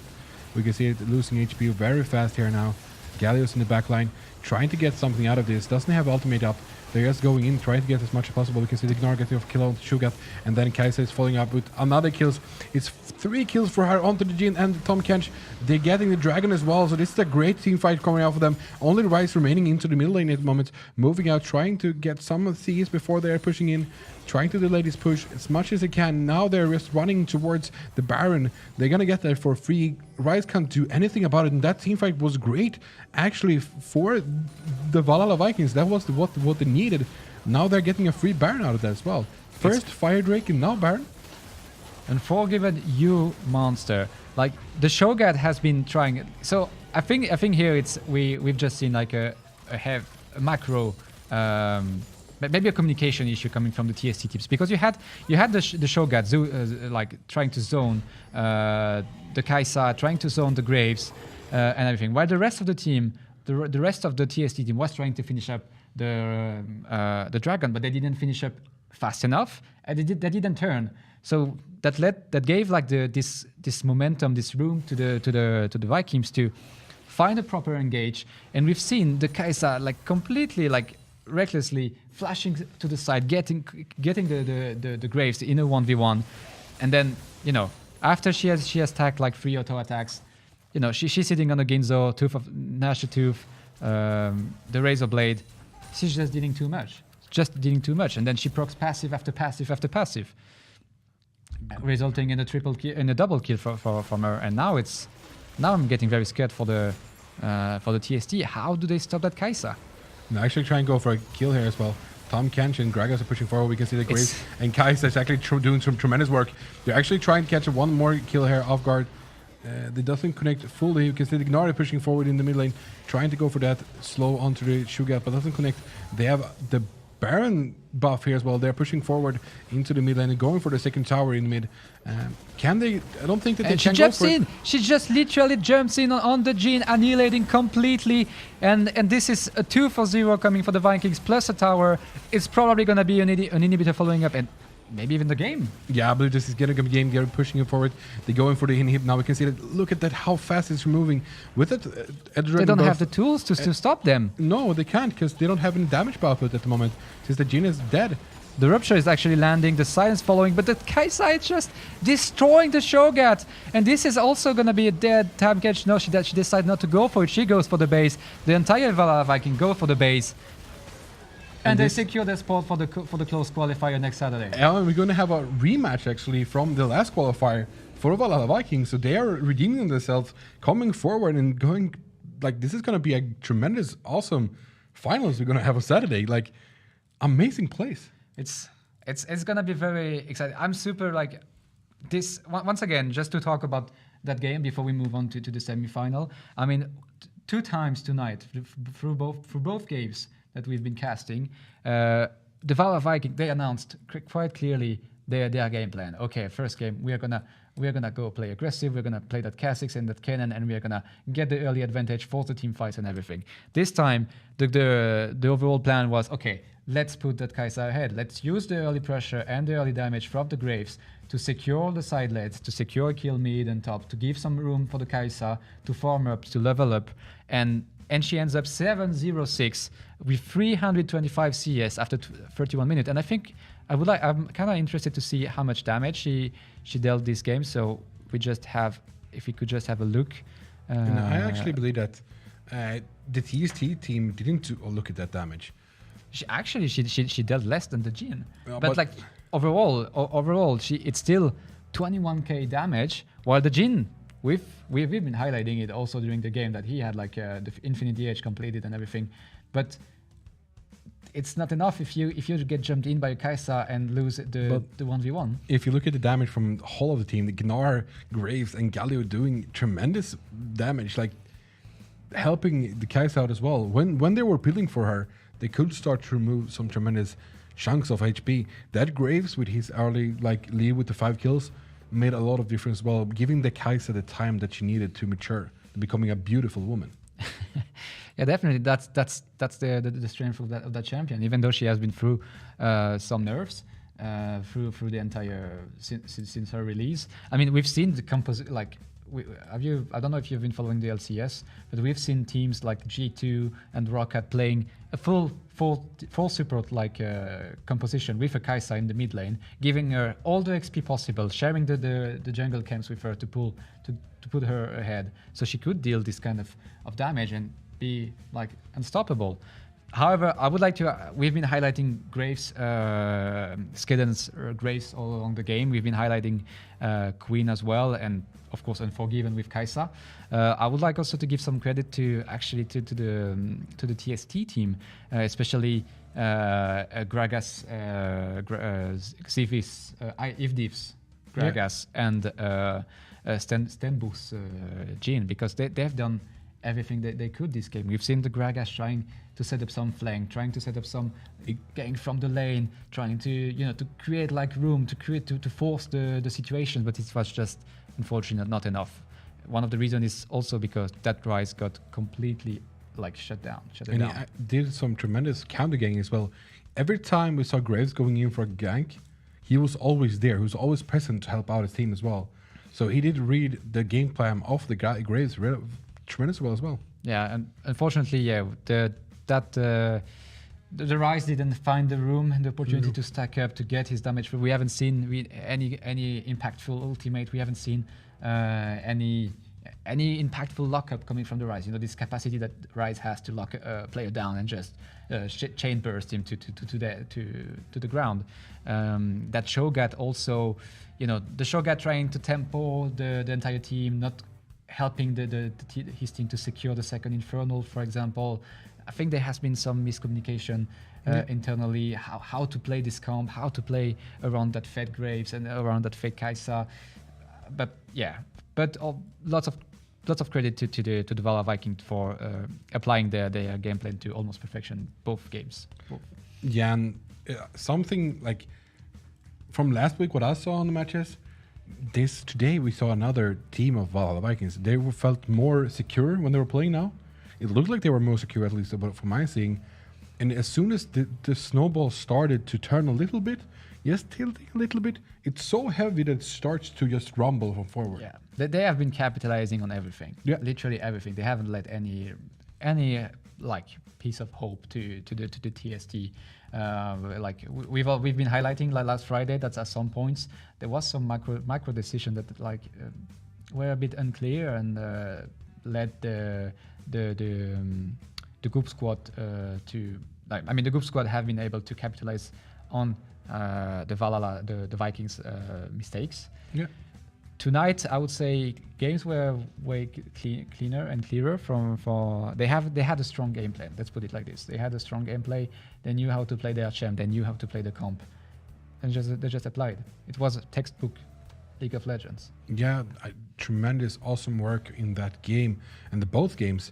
And we are wishing Valhalla luck in the finals against what are we name again? Goop. The Goop Squad. The Goop Squad. Yeah, very interesting match. They're going to be meeting. Since they met the first qualifier, they're going to be meeting once again. So I believe that the Valhalla Vikings will have a bloody tooth. They want to get their revenge. And can Goop Squad secure their win that they had before? It's going to be interesting seeing if they're going to be going risky like this. They could catch them off guard. I mean, on paper, I think that the Goop Squad, they have it seems like they've been playing for longer together. They had a strong, I think I have the French term now, cohesion. I don't know if it's an English one, but you could see they read, they understand how their teammates are playing. They understand when it's the moment to accelerate the game, when it's the moment to calm down, go for objectives, try to disturb their opponents. So on paper, I would say that the Group Squad is still maybe a bit, maybe a bit stronger. Yeah, their synergy is better. Maybe a bit, but tonight, the Vikings showed us some very clean, very great executions. We've seen picks that we haven't seen last Friday neither. So and the great thing is both teams have been playing together. So the Valhalla Vikings and the Group Squad. So they will have a week almost to prepare, analyze what went wrong, what went well, try to adapt the strategy. And it's going to be an offline event, live conditions with a crowd, with a huge pressure, because the winning team will go to Taiwan, represent Sweden in the IESF World Championships. So that can, we it wouldn't be the first time that like some players, under pressure crack basically. So it's gonna be you guys don't want to miss it. I don't want to miss it. So I want to. No, I'm not gonna miss it either because I'm casting it with you. Probably. Yeah, we will be there. We will be there no matter what. It can be as an observer, as an admin, just as your like the guy that gives you water or like a drink. But we will be there no matter what. Are you telling me that I don't get the job, that I'm going to serve water? You're gonna be there. No, you're gonna be there. We're gonna have like an interesting setup as well because we're gonna bring an analyst as well. I'm gonna wait, and I'm not sure if it's 100% confirmed, but bringing like someone who is known by the community and has a huge like LOL background, so that's gonna be super interesting to have him around here as well. So follow our social media, guys, Twitter and King of Nordic on Twitter and King of Nordic on Facebook. We will probably announce it within a day or two. Yeah, awesome. If it's confirmed. And I believe that we have some winners, right? From the giveaways? Probably. I mean, if the production has been doing their job. So, yeah, we have a winner. We have some winners for the giveaways. The first giveaway we have is the Facebook one. With a Bond Plus bag, the leather messenger bag. And there we go. Look at that beauty. And all you had to do was go into our Facebook, like the Facebook page, and share the like. And I think not share. Like is the only like, and then write what mobile game you would like to be an esport. Yep, exactly. And the winner is Joachim Kakis. That's actually pretty funny because Kakis is actually the owner of Valhalla Vikings. Really? Yeah, that's actually pretty funny. No. Hashtag IESF 2018. I would like to see Flappy Bird become the best. Okay, Kaki, I'm unfriending you on Facebook, just so you know. Just telling you right now that I'm going to unfriend you. He's such a troll. No, I mean, the Flappy Bird is a great game. Why? Can you imagine like an arena filled up with 80,000 people watching a Flappy Bird competition? I don't know would be awesome. I don't know if he knows, but I broke one phone when I was playing Flappy Bird. You broke everything when you play. True as well. But yeah, and that was congratulations to Kakis. And for the Twitter giveaway, that was the jersey, the team jersey from with Telia. The winner is no, yes. And the winner is Fadas LOL, King of Nordic IESF 2018. Tarek, by far, there's nothing better than the Game Boy. I mentioned that I really like that tweet, and I think it's deserved. Well played. Congratulations. Game Boy? The Game Boy. Game Boy. Game Boy? Game Boy. Yeah. Do you know what that is? Yeah. The console that you were playing? Yeah. Production. Sometimes, guys, I'm really happy that you cannot hear what like the production team is telling us in the in-ears because sometimes they're not that mature. Yeah. So like, no, and I know what a Game Boy is, and I had 3 Game Boys when I was a child. The color one as well. I had the green, the Game red. Boy Color. Yeah, but that was of course Pokemon Silver. No, Pokemon the yellow one. Yellow. A yellow one. That's but not color. Yellow one was not even in color. Yeah, that's right. So silver was in color. But guys, before we go, we just want to thank our partners and our head sponsors. First of all, Svenska Spel. Yep. And the other official partner there is Telia, OnePlus, and Clean Drinks. Thank you, guys. Like these drinks are actually very helpful when you have like a broadcast. Yeah, I'm drinking too many. I don't want to read how much is like the recommended part because I'm drinking way too much, 100%. But yeah, and actually all our partners that actually where you can come and play as well and doing with us is in kingofnordic.com, our platform. Like go to kingofnordic.com. There is still one qualifier going on. It's a CS qualifier. We're starting tomorrow at 6 p.m. So hope to see you guys there. We will have more tournaments coming up in the near future on the platform. So keep yourself updated. Follow our social media and go on the platform on at least on a weekly basis. We're gonna have like lots of stuff coming up very soon, and we really would like to see you there. And I would like also to thank you, Krunval, for casting with me. I mean, thank you very much, sir. It was very pleasant to cast with you as well. Yeah. It has been a pleasure. It was very, very fun. I hope that you guys had fun home watching it as well. Would like to, I will thank them as well, the production crew. Don't do it. The 16 guys in the room over there trolling us all the time. They only have been farting all the time. Yeah, no, don't mention it. No, because now they will start putting stuff on the screen. You know how they are. Don't get them to acknowledge. I won't. The players. Yeah, of course, the players. Without them, there would not be like any broadcast or any tournament. I mean, it was the second time actually we were doing this with League of Legends, and the first time we actually used our own platform. So I know there are things that went a bit like were a bit shaky, but we have been listening to your feedbacks, and we are working on. I'm gonna work on improve the upcoming tournaments and everything. Yep. It has been so much fun. So guys, from me and Jonathan, we just want to say thank you for coming in tonight, because we want to thank you as a viewer as well, coming and having a great time with us here this evening. And for the next, like we said, on Wednesday is going to be the second qualifier. The final. If you want to play the tournament, you have until tomorrow 6. To sign up and then go play it tomorrow. But on Wednesday is the next cast for us here at King of Nordic. For you. For SESF 2018 with some CSGO. So come back then if you want to see some great Counter-Strike. I've heard there's going to be a good games coming out there as well about the teams that are joining. I've had good things. Yeah, we have some pretty decent teams that signed up, so we're going to have I'm pretty sure we're going to have a crazy final. Yeah.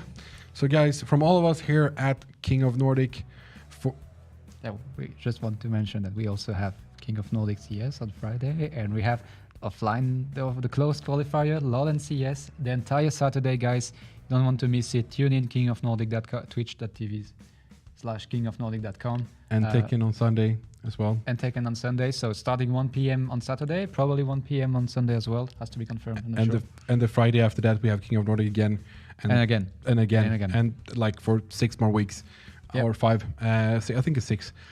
So guys, now, from all of us here at King of... Now it's time. All of us at King of Eastern, King of Nordic, I wish you a very pleasant evening and see you on Wednesday. Bye-bye, guys.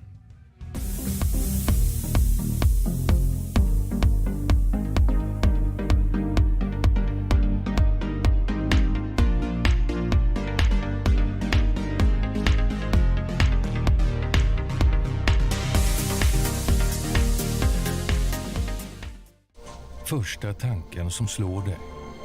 Har Oscar likat min bild på Javier? Nej, vilken kompis. Du likar alla hans poster, men han likar aldrig dina. Bryr han sig ens om att du är i Spanien? Så, stort beslut. Men det är dags att sätta dina känslor i fokus.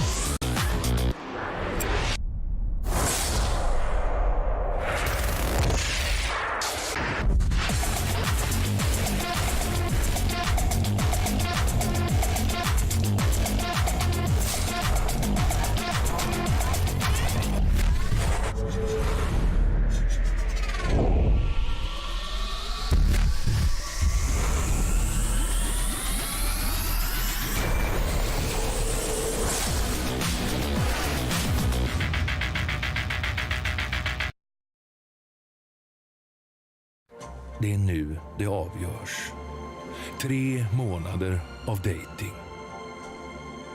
Det är plågsamt att se de där prickarna hoppa. Vad skriver hon egentligen? Det verkar bli långt. Nej, men vad fan händer? La ner nu bara. Skönt. Nu är hon tillbaka. Så länge det finns prickar finns det hopp.